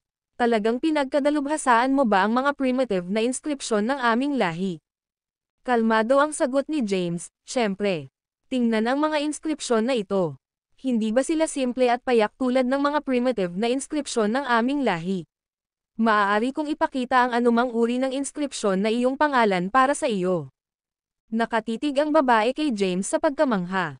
Pagkaraan ng ilang sandali, sinabi niya, ipakita sa akin ang landas ng mapanirang kapangyarihan. Hehe, simple iyon. Ang video na ito ay edited by Urban Storytelling. Kabanata 5669. James ay tumugon ng may malabong ngiti. Kasunod nito, ang mga primitive na inskripsyon na ito ay patuloy na pinagsama, nagiging mas komplikado pagkatapos ng pagsasanib. Kasunod nito, sinimulan ng mga inskripsyon ang kanilang pangalawang pagsasanib, pagkatapos ay isang pangatlo, at hindi mabilang na beses. Hindi mabilang na mga pagbabago ang naganap pagkatapos ng hindi mabilang na mga fusion, na sa huli ay nagreresulta sa isang kompletong landas na kumakatawan sa pagkawasak na naglalaman ng napakalaking nakasisindak na mapanirang kapangyarihan. Ang landas ng pagkawasak ngayon ay nagmamay-ari ng kapangyarihan ng ranggo ng Quasi-Bliss. Kung ito ay lilito sa labas ng mundo, sapat na upang paksain ang maraming mga rehiyon. Kinalat ni James ang ipinahayag na landas ng pagkawasak. Sino ka? Ang babae ay tumingin kay James sa pagkabigla. Maraming taon na siyang naisekuded dito at hindi alam ang mga kaganapan sa labas ng mundo, alalahanin ang anumang bagay tungkol kay James. Nilinang ko sa lugar na ito sa loob ng mahabang panahon, at hindi kita nakita dito sa panahong ito. Paano ka napunta sa mga primitive na inskripsyon ng aming lahi? Tanong niya. Sino ka? Tanong ni James. Sinulyapan ng babae si James at mahinahon na sumagot, ako si Hershia Freewain, isang nakatatanda sa sekta ng Hagios. Hindi kailanman naririnig sa iyo. Umiling-iling si James. Ako ay isang elder of the Hagios sekta din. Maaari kang magpatuloy. Manatili ako sa ikasyam na lupain ng aklatan upang makita kung ano ang hitsura ng mas mababang bahagi ng mga inskripsyon ng aming lahi at ang ipinagbabawal na mga inskripsyon ng sekta. Maghintay, tawag ni Hershia. Lumingon si James upang tumingin sa kanya at tinanong, may iba pa ba? Thunk! Biglang lumuhad si Hershia sa lupa. Ang hindi inaasahang eksenang ito ay nahuli si James sa bantay. Nabigla siya, at pagkatapos ay tinanong, ano ang ginagawa mo? Mangyaring tanggapin ang aking bow, Master, sabi ni Hershia. Pagkatapos, hinawakan ng kanyang noo ang lupa. Master, kailan ako sumang-ayon na dalhin ka bilang aking alagad? Bukod dito, ikaw ay isang Transcendental Bliss rank powerhouse, marahil sa ikalimang yugto. Ako ay nasa ranggo ng Quasi-Bliss. Hindi ako kwalipikado na maging master mo, sagot ni James. Lumuhad sa lupa, nagsalita si Hershia. Ang antas ng paglilinang ay hindi lamang ang sukatan ng lakas. Lubhang naintindihan mo ang mga primitive na inskripsyon ng aming lahi. Gamit lamang iyon, kwalipikado kang maging master ko. Mangyaring tanggapin ako bilang iyong alagad, Master. Si James ay nahulog sa pagmumuni-muni nang makita ang isang Transcendental Bliss ranggo ng powerhouse na nakaluhod sa harap niya. Pagkatapos, tinanong niya, ano ang antas ng iyong paglilinang? Panipi. Bagaman nakakaramdam siya ng isang magaspang na ideya, mayroong ilang paglihis sa pangunawa ni James dahil hindi pa siya nakapasok sa ranggo ng Transcendental Bliss. Sumagot si Hershia. Nasa rurok ako ng ikalimang yugto ng ranggo ng Transcendental Bliss, isang hakbang lamang ang layo mula sa ika-6 na yugto. Kahanga-hanga, sabi ni James at binigyan siya ng isang hinlalaki. Ang pinuno ng sekta ng Hagios ay nasa ika-6 na yugto lamang. Halos mahuli mo siya, Landry Zimar. Ang mukha ni Hershia ay nagpakita ng isang pahiwatig ng desdén. Isa ako sa unang pangkat ng mga nabubuhay na nilalang na ipinanganak sa lugar ng ninuno ng lahi ng tao. Panipi. Mangyaring tumayo at sabihin pa sa akin. Biglang naging interesado si James. Tumayo si Hershia at pagkatapos ay umupo sa isang lotus na posisyon sa lupa, kasama si James na nakaupo sa tabi niya. Sinabi mo na isa ka sa unang batch ng mga nabubuhay na nilalang na ipinanganak sa lugar ng ninuno ng lahi ng tao. Nangangahulugan ba ito na isa ka sa mga primogenitor ng lahi ng tao? Tanong niya. Tumanggaw si Hershia at sinabi, masasabi mo iyon. Gayunpaman, ang mga tao ay hindi umaasa sa pag-aasawa para sa pagpaparami. Ang mga tao ay patuloy na ipinanganak sa loob ng lugar ng ninuno ng lahi ng tao. Hanggat ang isang tao ay ipinanganak sa site ng mga ninuno, maaari silang isaalang-alang na isang primogenitor. Mula sa alam ko, Maraming mga batch ng mga tao ang ipinanganak sa site ng mga ninuno ngayon. Panipi. Ang video na ito ay edited by Urban Storytelling.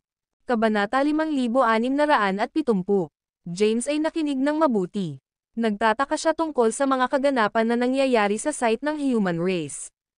Kabilang sa mga unang batch primogenitors ng lahi ng tao, na pinakamalakas, at sino ang lumikha ng mas mababang kalahati ng mga primitive na inskripsyon ng lahi ng tao? Tanong niya. Umiling-iling si Hershaya. Hindi ko alam kung sino ang pinakamalakas. Matapos ipanganak ang unang batch ng mga tao, lahat sila ay nauunawaan ang mga primitive na inskripsyon na dumating sa kanilang hitsura. Ang ilan ay nahawakan ang ilang mga bahagi, habang ang iba ay hindi maintindihan. Tulad ng para sa kung sino ang lumikha ng mas mababang kalahati, hindi rin ako sigurado. Panipi. Ang panahon ba kung kailan ipinanganak ang lahi ng tao sa panahon ng pinagmulan ng madilim na mundo, na ang katapusan ng ilog ng panahon? Tanong ni James. Tumugon si Hershaya, hindi ako sigurado. Nang ako ay ipinanganak, itinago ko ang aking sarili sa site ng mga ninuno sa loob ng isang panahon. Nang lumabas ako, isang malaking oras ang lumipas na. Nabanggit ni Hershaya ang ilang mga bagay tungkol sa lugar ng ninuno ng lahi ng tao. Sa kabila ng pagiging isa sa mga unang tao na ipinanganak sa site ng ninuno, hindi niya alam ang maraming bagay. Dapat mong malaman ang primogenitor ng sekta ng Hagios, ang powerhouse na sumulat ng ipinagbabawal na mga inscription ng sekta, tanong muli ni James. Oo, kilala ko siya. Nasaan na siya ngayon? Wala akong ideya. Maraming mga katanungan si James, ngunit hindi masagot ni Hershaya ang marami sa kanila. Sinabi ko na ang lahat ng alam ko. Sinulyapan niya si James at tinanong, wala ka sa silid-aklatan, ngunit pinagkadalubhasaan mo ang mga primitive na inskripsyon ng lahi ng tao. Isa ka ba sa unang batch ng mga tao na ipinanganak sa site ng ninuno? Panipi. Umiling-iling si James. Hindi, ako ay mula sa walang katapusang edad.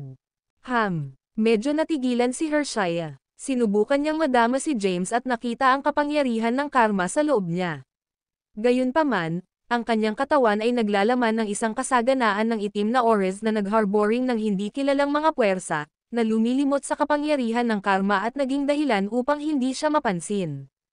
Hindi alintana kung saan ka nanggaling o saang panahon na nagmula ka, tinanggap na kita bilang aking Panginoon. Mula ngayon, ikaw ang aking Panginoon, ipinahayag ni Hershaya. Wala akong gaanong gabayan, tanging ang mga primitive na inskripsyon ng lahi ng tao, sabi ni James. Sapat na. Pupunta ako sa ikasyam na kaharian, sagot ni Hershaya. Hindi sinabi ni James. Tumayo siya at naglakad patungo sa ikasyam na lupain ng silid-aklatan. Di nagtagal, dumating siya at nakita ang dalawang espiritual na bundok sa loob ng lupain. Sa mga bundok na ito, ang dalawang powerhouse ng sekta ng Hagios ay masigasig na nauunawaan ang mga inscription na naitala dito. Sa pag-iisip, lumitaw si James sa isa sa mga bundok. Nakaupo doon ay isang matandang lalaki sa isang kulay abo na balabal, hindi gumagalaw tulad ng isang estatwa. Sa harap niya ay lumulutang ng isang sinaunang scroll. Lumapit si James at kinuha ang scroll. Sa sandaling iyon, binuksan ng matanda ang kanyang mga mata ng bahagya at tiningnan si James. Brat, ito ang mas mababang kalahati ng mga inskripsyon ng lahi ng tao. Hindi ka pa lumakad sa ranggo ng Transcendental Bliss, kaya hindi mo ito maintindihan. Hindi ito ang lugar para sa iyo. Bumalik ka. Dumating ang boses ng matanda. Sinulyapan ni James ang matanda. Ang kanyang aura ay katulad ng Hershey's, isang powerhouse sa ikalimang yugto ng ranggo ng Transcendental Bliss. Sino ang nagsabing hindi ko maintindihan? Magaan si James, pagkatapos ay binuksan ang sinaunang scroll sa kanyang kamay. Habang nagbukas ang scroll, ang mga mahiwagang karakter ay nagsimulang ibunyag ang kanilang sarili. Ang video na ito ay edited by Urban Storytelling. Kabanata 5671. Siya ang tumitingin sa mga primitive na inskripsyon ng lahi ng tao, na din ang pinakasimpleng anyo ng mga inskripsyon. Noon lang, nagsimula ang mga inskripsyon na iyon. Habang sila ay nag-fuse at nag-recombine, ipinakita ng mga inskripsyon ang kaalaman ng maraming mga kasanayan sa lagda. Narinig ni James ang tungkol sa kung paano ang mga pamamaraan ng paggamit at pagsasama ng mga inskripsyon mula sa unang bahagi ay naitala sa ikalawang bahagi. Sa pamamagitan ng pag-obserba ng mga pagbabago sa mga inskripsyon, masasabi ni James na isang mahusay na magsasaka ang lumikha ng mga kasanayang pirma na ito matapos mastering ang mga primitive na inskripsyon ng lahi ng tao. Ang mga kasanayan sa lagda na inilarawan sa ikalawang bahagi ay maaaring makagawa ng nakamamatay, makapangyarihang mga epekto. Gayunpaman, dapat munang mauna ng isa ang mga primitive na inskripsyon ng lahi ng tao upang malaman at magsanay ng mga kasanayang ito. Gayunpaman, sa kaalaman ng mga primitive na inskripsyon ng lahi ng tao, maaaring makamit ng isang tao ang isang mas mahusay na pag-unawa sa mga primitive na inskripsyon ng iba pang mga karera at kaalaman sa mga landas. Sa lahat ng kaalamang pinagsama, ang taong iyon ay maaaring magpatuloy upang lumikha ng kanilang sariling kasanayan sa lagda. Ang mga kasanayan sa lagda na naitala sa scroll na ito ay maituturing na hindi gaanong mahalaga. Mabilis na sumulyap si James sa scroll. Pagkatapos, ibinalik niya ito pabalik sa matatandang lalaki at sinabi ng patag, "Walang espesyal na nakasulat dito. Maaari mo itong ibalik." Binuksan ng matanda ang kanyang bibig upang sabihin ang isang bagay, ngunit nag-teleport si James at nawala mula sa lugar. Sa isang flash, lumitaw si James sa isa pang espiritual na bundok. Nakakakita siya ng isa pang magsasaka ng tao mula sa sekta ng Hagios doon. Ang matandang lalaki ay nakaupo din sa lupa na may isang scroll na inilagay sa harap niya. Maaaring sabihin ni James na ang mga ipinagbabawal na inskripsyon na nilikha ng tagapagtatag ng sekta ng Hagios ay malamang na naitala sa scroll na iyon. Nauna si James at kinuha ang scroll. Habang hindi niya na-control ang scroll, ang mga mahiwagang titik na lumulutang sa itaas ng scroll bago ang mga mata ni James. Ang mga liham na ito ay katulad ng nakita ni James sa gate ng palasyo pabalik sa pinakamalalim na bahagi ng Halcyon Road. Ang pagkakaiba lamang ay sa pag-aayos ng mga titik. Matapos niyang gawin ang pagtingin sa mga titik, inilagay ni James ang scroll sa orihinal na lugar nito. Kung nauna ito, interesado si James sa pag-aaral at pag-decipher ng mga ipinagbabawal na inscription na ito. Gayunpaman, nalaman niya ang mga primitive na inskripsyon ng lahat ng iba't ibang karera mula sa madilim na mundo pagkatapos pumasok sa library na ito. Sa kanyang nabagong paliwanag sa larangan ng kaalaman na ito, magiging medyo madaling gawain para sa disenyo ni James at lumikha ng mga inskripsyon na katulad ng mga ipinagbabawal na inskripsyon. Sa makatuwid, hindi nakita ni James ang pangangailangan na pag-aralan ang anumang mga bagong inskripsyon sa ngayon. Sa halip, si James ay dapat na tumuon sa paglikha ng kanyang natatanging mga inskripsyon at landas sa pamamagitan ng paggamit ng lahat ng kaalaman na naipon niya. Kailangan niyang makabisado ang mga kapangyarihang ito. Pagkatapos nito, kakailanganin niyang pagbutihin ang kanyang ranggo ng paglilinang at kapangyarihan upang mailabas ang buong kapangyarihan ng kanyang mga inskripsyon. Bagaman ang mga item na natagpuan sa ika-9 na antas ng library ng sekta ng Hagios ay nakakaintriga, walang tunay na pangangailangan si James. Di nagtagal, iniwan niya ang ika-9 na antas at bumalik sa ika-8 antas ng silid aklatan. Nakita ni James si Hershaya nang dumating siya sa antas na iyon. Ang ginang ay ngumiti ng mahina at sinabing, "Master, tapos na ako sa aking pagsasanay. Maaari kaming umalis sa anumang oras." Sige, nagpasya si James na dalhin si Hershaya mula nang magamit niya ang kanyang tulong para sa kanyang susunod na misyon. Matapos umalis sa silid aklatan, binalak ni James na subaybayan si Xavion at alisin siya. Pagkatapos lamang ay maaari siyang maglakbay pabalik sa kasalukuyang oras at bumalik sa bahay. Gayunpaman, walang impormasyon si James tungkol sa kasalukuyang kinaroroonan ni Xavion. Pinlano niyang bisitahin ang pinakadulo ng Halcyon Road upang maghanap ng mga pahiwatig sa lokasyon ni Xavion. Gayun din, inaasahan ni James na matugunan ang superior na magsasaka na kanilang nakatagpo sa kalsada ng Halcyon dati. Ang taong iyon ay humadlang sa mahiwagang bituin at anino. Maaaring alam niya ang kinaroroonan ni Xavion dahil ang Xavion ay malamang na inalis ng hindi nakikilalang anino. Si James ay hindi masyadong nag-aalala tungkol sa malakas, mahiwagang anino dahil ang mga karampatang magsasaka mula sa panahong ito ay makayanan ito.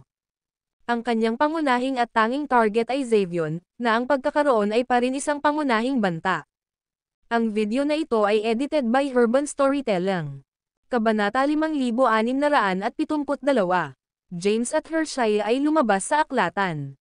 Maraming oras si James sa kanyang pagsasanay sa loob ng kaharian na iyon, lalo na sa pagmaster ng mga primitive na inskripsyon ng lahat ng karera na mayroon sa madilim na mundo. Nang siya ay lumabas sa aklatan at tinanggal ang pagbuo ng oras, nakita ni James na maraming mga entrepok ang lumipas sa labas ng mundo. Pagkatapos lamang, ang pinuno ng Hagios sect, Landry, ay naging materialized ng ilang mga hakbang na malayo kay James. James, ngumiti si Landry at binati. Tumahimik siya sandali nang makita si Hershey, na sumusunod sa likuran ni James. Pagkatapos, sinabi niya na nakangiting, Elder Hershey, natapos mo na ba ang iyong pagmumuni-muni? Nagbigay ng kaunting tumango si Hershey. Landry, tinanong ni James, may nangyari ba habang wala ako sa silid-aklatan? Ang Xavion ba ay gumawa ng anumang mga pagpapakita sa oras na iyon? Si Landry ay nag-furrow ng kanyang mga browser. Maraming mga insidente ang nangyari sa madilim na daigdig sa huling ilang mga entrepok. Gayunpaman, wala akong natanggap na balita tungkol sa kasalukuyang kinaroroonan o aktibidad ng Xavion. Ano ang nangyari sa panahong ito? Tanong ni James. Sumagot si Landry, may nagsimula ng isang lihim na samahan at nagsimulang pagpatay sa mga bihasang may kasanayan o henyo na kabilang sa iba't ibang karera. Nagdadala sila ng digmaan at kaguluhan sa madilim na mundo. Ipinagpatuloy niya, ang sekta ng Hagios ay gumawa ng maraming mga pagtatangka upang paksain ang masamang samahan na ito. Gayunpaman, nagawa lamang nating paksain ang ilan sa kanilang mga regular na miyembro. Hindi namin natanggal ang alinman sa kanilang mga mahahalagang miyembro. Isang malalim na nakasimangot ang mga browser ni Drew Landry. Kahit ngayon, wala pa rin kaming impormasyon tungkol sa hitsura o background ng pinuno ng lihim na samahan na ito, ang sekta ng Morrow.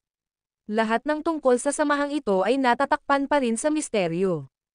Hindi ako makikilahok sa isyong ito dahil hindi ako dapat makialam sa mga insidente na nangyayari sa iyong panahon. Ang pinakahihintay kong prioridad ay ang pag-iwas sa Xavion, na nagmula sa parehong panahon tulad ko. Tumahimik si James at tinanong, alam mo ba kung sino ang lalaki sa puting balabal na lumitaw sa Halcyon Road? Umiling-iling si Landry. Hindi ko, ngunit masasabi ko na ang lalaki ay malamang na nakarating sa ranggo ng Eurus-1. Si James ay niniting ang kanyang mga browser. Nang walang anumang impormasyon tungkol sa lalaki sa puting balabal, mahirap na hanapin siya ni James. Dahil dito, hindi niya mahahanap ang Xavion. Susubukan kong tingnan ang dulo ng Halcyon Road, ipinahayag ni James. Sige, tugon ni Landry. Master, sasamahan kita, Hershey Vegan.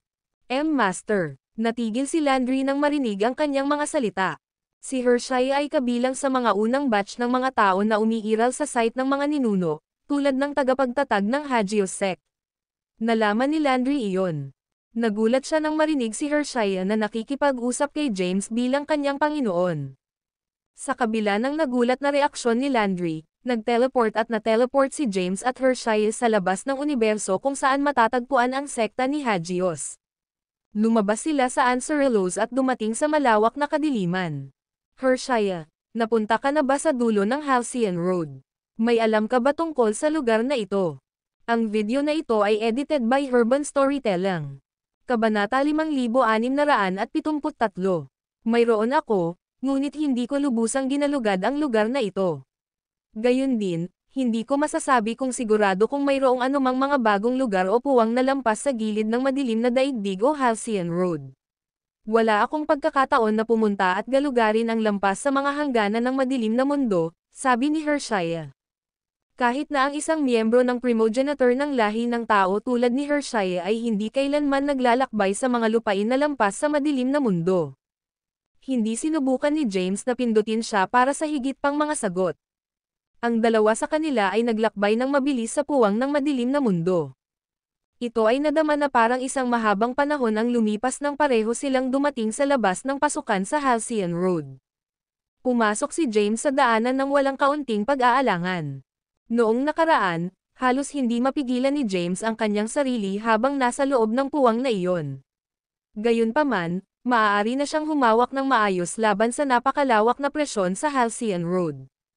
Di nagtagal, nakarating sila sa lugar kung saan nakipag-away si James at ang iba pang mga magsasaka sa kakaibang bituin.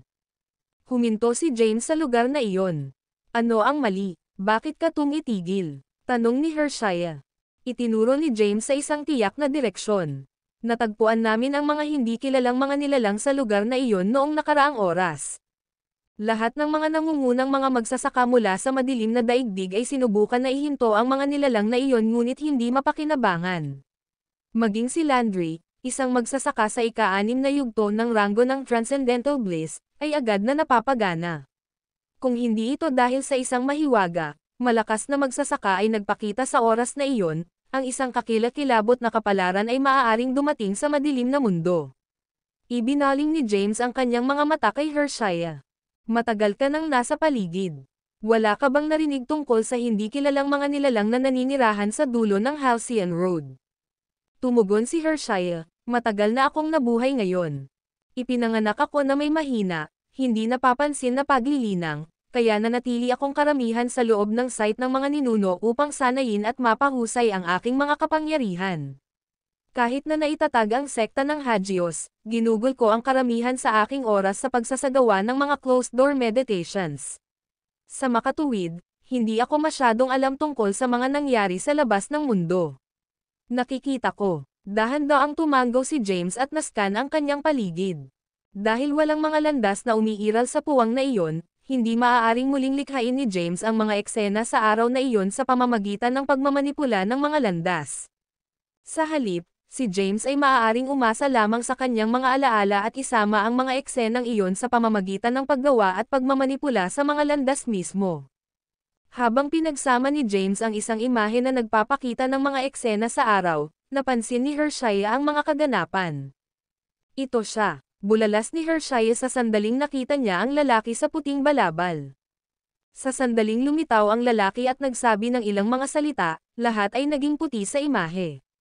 Habang kumupas ang bulag na puting ilaw, makikita nila na ang mahiwagang bituin, Anino, at Xavion ay nawala lahat. Ang mga eksena ay tumigil sa paglalaro sa sandaling iyon. Tumingin si James kay Hershaya at tinanong, nakilala mo na ba ang taong iyon? Tumango si Hershaya. Nakita ko siya sa site ng mga ninuno dati. Bumalik noon, pumasok na lang ako sa ranggo ng Celestial, ngunit ang taong ito ay isang Transcendental Bliss ranggo. Gayunpaman, hindi ko masabi kung aling yugto ng Transcendental Bliss ranggo na nakamit niya. Gayunpaman, ang kanyang mga kapangyarihan sa oras na iyon ay higit na mataas kaysa sa akin sa kasalukuyan. Ito ay napakakapaki-pakinabang na impormasyon, sagot ni James, babalik tayo at bumalik sa site ng mga ninuno. Susuriin ko ang lugar sa pamamagitan ng pag-urong sa mga nakaraang eksena upang malaman kung sino ang taong ito at kung nasaan siya ngayon. Mayroon akong ilang mga katanungan upang tanungin siya. Panipi. Ang mga landas ay umiiral sa site ng mga ninuno, at ang lahat ay naitala sa kanila. Hindi mahalaga kung gaano karaming oras ang lumipas, maaaring manipulahin ni James ang mga landas na mayroon sa paligid upang muling likhain ang anumang mga kaganapan na nangyari sa nakaraan. Oo naman, nagbigay ng kaunting tumango si Hershaya. Sino ang nagsasabing maaari kang umalis sa lalong madaling panahon? Ang video na ito ay edited by Urban Storytelling. Kabanata 5674. Isang tinig na may isang chilling tone na bumagsak sa espasyo. Tumalikod sina James at Hershaya at sumulyap sa paligid nila. Sa isang flash, mahigit 100 mga magsasaka ang naging materialized at napapalibutan ang pares.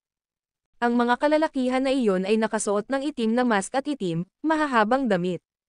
Ang kanilang mga maskara ay ginawa ng mga espesyal na materyales na ginawa silang ganap na hindi malulutas sa Zen. Ang mga kalalakihan na ito ay medyo malakas. Kailangan mong mag-ingat. Nakita ni Hershaya ang aura ng mga kalalakihan na nakapaligid sa kanila at mabilis na paalalahanan si James. Inilabas din ni James ang kanyang Zen at naramdaman na ang mga magsasaka ay nakarating sa ranggo ng Transcendental Bliss. Mayroon bang palaging maraming Transcendental Bliss ranggo ng ranggo sa panahong ito? Pinangunahan ni James ang kanyang mga browser. Marami siyang natutunan tungkol sa mundong ito matapos na mabuhay sa panahong ito sa loob ng kaunting oras.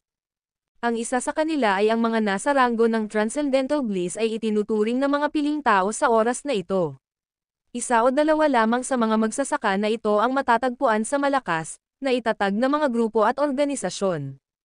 Gayunpaman, si James ay nakakakita ng hindi bababa sa 100 Transcendental Bliss rango ng mga magsasaka bago ang kanyang mga mata sa sandaling ito. Sino ang mga taong ito? Si Hershey ay sumulyap sa direksyon ni James. Nagkibit balikat si James. Paano ko malalaman? Hindi ba sila pagkatapos mo? Akala ko sila ay pagkatapos mo. Ang dalawa sa kanila ay tinalakay sa mga tinig na tinig habang sila ay napapaligiran ng mga kalalakihan na iyon. Galing ba sila sa sekta ng Morrow? Nag-isip ng malakas si James. Tulad ng naobserbahan ni Hershey ang mga kalalakihan na iyon, tila napansin niya ang isang bagay na kakaiba. May kakaiba sa kanilang aura. Ganun ba? Ano ang napansin mo tungkol sa kanilang aura? Tanong ni James. Sinabi ni Hershey, tila hindi talaga nakamit ng mga kalalakihan na ito ang antas ng rango ng Transcendental Bliss. Marahil ay gumamit sila ng ilang uri ng lihim na sining upang itaas ang kanilang mga auras. Kahit na sila ay nagmumula sa mga auras ng rango ng Transcendental Bliss, ang mga kalalakihan na ito ay hindi eksaktong nakakuha ng mga kapangyarihan ng antas na iyon. Patayin na lang natin ang mga kalalakihan na ito at makasama ito. Pinagsama ni James ang Suprema's Sword at tiningnan ang mga kalalakihan sa kanilang paligid. Noon lamang, ang lahat ay maaaring makaramdam ng isang alon ng labis na aura na nagmula sa malayo. Ang mga masked na lalaki sa itim na damit ay bumagsak sa isang tuhod at umawit ng magkakaisa, lahat ng ulan ng Panginoon. Sa isang lugar ng ilang daang metro ang layo, isang tao ang lumitaw at lumakad papunta sa karamihan. Nang makita niya ang mukha ng lalaki, pinukpok ni James ang kanyang mga browser. James Caden, matagal na akong naghihintay para magpakita ka. Itinago ni Xavion ang kanyang mga kamay sa kanyang likuran habang huminto siya ng ilang mga hakbang na malayo sa pangkat ng mga ito. Isang enigmatic na ngiti ang nakabitin sa kanyang mukha. Ang ikalimang yugto ng rango ng Transcendental Bliss. Mabilis na nakita ni Hershey ang rango ng paglilinang ng Xavion. Maaari akong makaramdam ng isang mapanganib na aura mula sa taong iyon. Xavion Yeftero. Ang nakasimangot sa noo ni James ay lumalim ng mas malalim. Hindi niya inaasahan na makita ang pagsulong ng Xavion sa ikalimang yugto ng rango ng Transcendental Bliss, na kung saan ay din ang parehong yugto na si Hershey ay nasa loob lamang ng ilang oras ng mga entrepop. Bukod dito, alam ni James na si Hershey ay walang tugma para sa Xavion. Sa proteksyon ng katawan ng Obsidian, ang Xavion ay praktikal na walang talo laban sa anumang pag-atake ng mga kasanayan sa lagda o lihim na sining. Ang mga pag-atake lamang ng dalisay na puwersa na ginawa mula sa pisikal na katawan ay maaaring maging sanhi ng aktwal na pinsala sa Xavion. Gayunpaman, ang pisikal na lakas ni Hershey ay hindi pa nakarating sa ikalimang yugto ng rango ng Transcendental Bliss. Kung gaano ka pagkabigo, akala ko gagawa ka ng mahusay na pag-unlad sa iyong pagsasanay at paglilinang mula noong huling oras na nagkita kami. Gayunpaman, nasa rango ka pa rin ng quasi-transcendental bliss ngayon. Si Xavion ay may hitsura ng hindi pagsang-ayon sa kanyang mga mata. Ikaw ang tagapagtatag ng Morrow Sect? Tanong ni James. Natatakot ako na hindi mo na matutunan ang sagot doon. Inayos siya ni Xavion ng isang walang tigil na titig. Malinaw na wala siyang balak na sagutin iyon. Ang video na ito ay edited by Urban Storytelling. Kabanata 5675. Kill sila. Nag-order si Xavion. Ang mga nakamask na lalaki ay hindi natuklasan ang kanilang mga tibak na halos sabay-sabay sa utos ni Xavion. Sa palagay mo ba mayroon ka ng kung ano ang kinakailangan upang patayin kami? Tumigas ang ekspresyon ni Hershey. Tumalon siya sa hangin at naglabas ng labis na lakas ng aura. Habang siya ay dumura sa kalagitnaan ng hangin, hindi mabilang na mga espada ang material mula sa kanyang mga auras. Bigla, ang mga tibak na iyon ay bumaril patungo sa mga maskadong lalaki na nagtipon sa paligid nina James at Hershey. Habang ang bawat isa sa mga kalalakihan na iyon ay sinaktan ng isang tibak, isang napakalawak na halaga ng enerhiya ng tibak na sumabog sa kanilang mga katawan. Ang mga kalalakihan na iyon ay agad na napatay. Kinuha lamang nito ang isang hit mula sa Hershey upang paksain ang mga kalalakihang iyon. Noon lamang, isang malaking ulap ng itim na aura ang bumangon mula sa kung saan nakatayo ang mga taong may maskara. Ang itim na aura na ito ay lumubog at nagtipon sa isang lugar na malayo upang mabuo muli ang mga taong may maskara. Ha! Pinalawak ni Hershaya ang kanyang mga mata habang nasasaksihan niya ang nangyari. Ha ha ha! Itinapon ni Xavion ang kanyang ulo at tumawa ng hysterically. Si James ay niniting ang kanyang mga browser. Ito ay para sa iyo, James Caden. Naglakad papunta si Xavion sa kanya. Itinaas niya ang kanyang palad at pinagsama ang maraming mga inscription. Ang mga inscription na iyon ay nag-fuse at nabuo ang isang itim na tebak. Manatili sa likuran ko, Master. Aalagaan ko siya. Gumawa rin si Hershaya ng isang tebak. Hawakan mo siya. Siya at ako ay nagmula sa parehong panahon. Kung lalaban mo siya, magkakaroon ka ng karma. Panipi. Nagpatuloy si James, dapat mong subukan at itigil ang hukbo ng mga monsters habang ipinaglalaban ko siya. Si Hershaya ay may hitsura ng pag-aalala sa kanyang mga mata. Naabot lamang ni James ang rurok ng ranggo ng quasi-transcendental bliss, samantalang si Xavion ay nasa ikalimang yugto ng ranggo ng transcendental bliss. Hindi inisip ni Hershaya na makaka-up si James laban sa mga pag-atake ni Xavion. Sa sandaling iyon, ang mga lalaki na may maskara ay sumugod kina James at Hershaya. Mabilis na itinaas ni Hershaya ang kanyang tebak at lumusot patungo sa pangkat ng mga magsasaka. Ang mga taong nakamask na lalaki ay pinamamahalaang upang palibutan ang Hershaya ng higit pa at nabuo ang isang porma sayon sa paligid niya.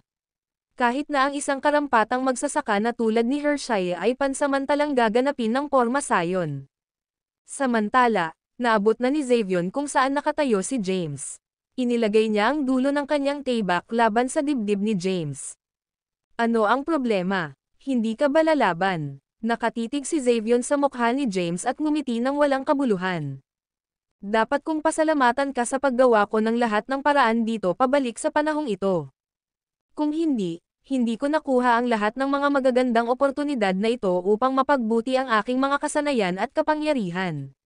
Dahil pareho kaming mula sa parehong panahon, papayagan kita ng pagkakataon na muling makarinag. Sa palagay mo maaari mo ba akong patayin ngayon dahil lamang sa pagpasok mo sa ikalimang yugto ng ranggo ng Transcendental Bliss? Mahinahon na sinabi ni James sa kabila ng pagkakaroon ng isang tebak na itinuro ang kanyang puso. Kung gayon, maaari ba akong magtanong sa iyo bago mo ako patayin? Sinubukan ni James na ibababa ang bantay ng Xavion. Nais niyang malaman ang karagdagang impormasyon tungkol sa kakaibang bituin at anino.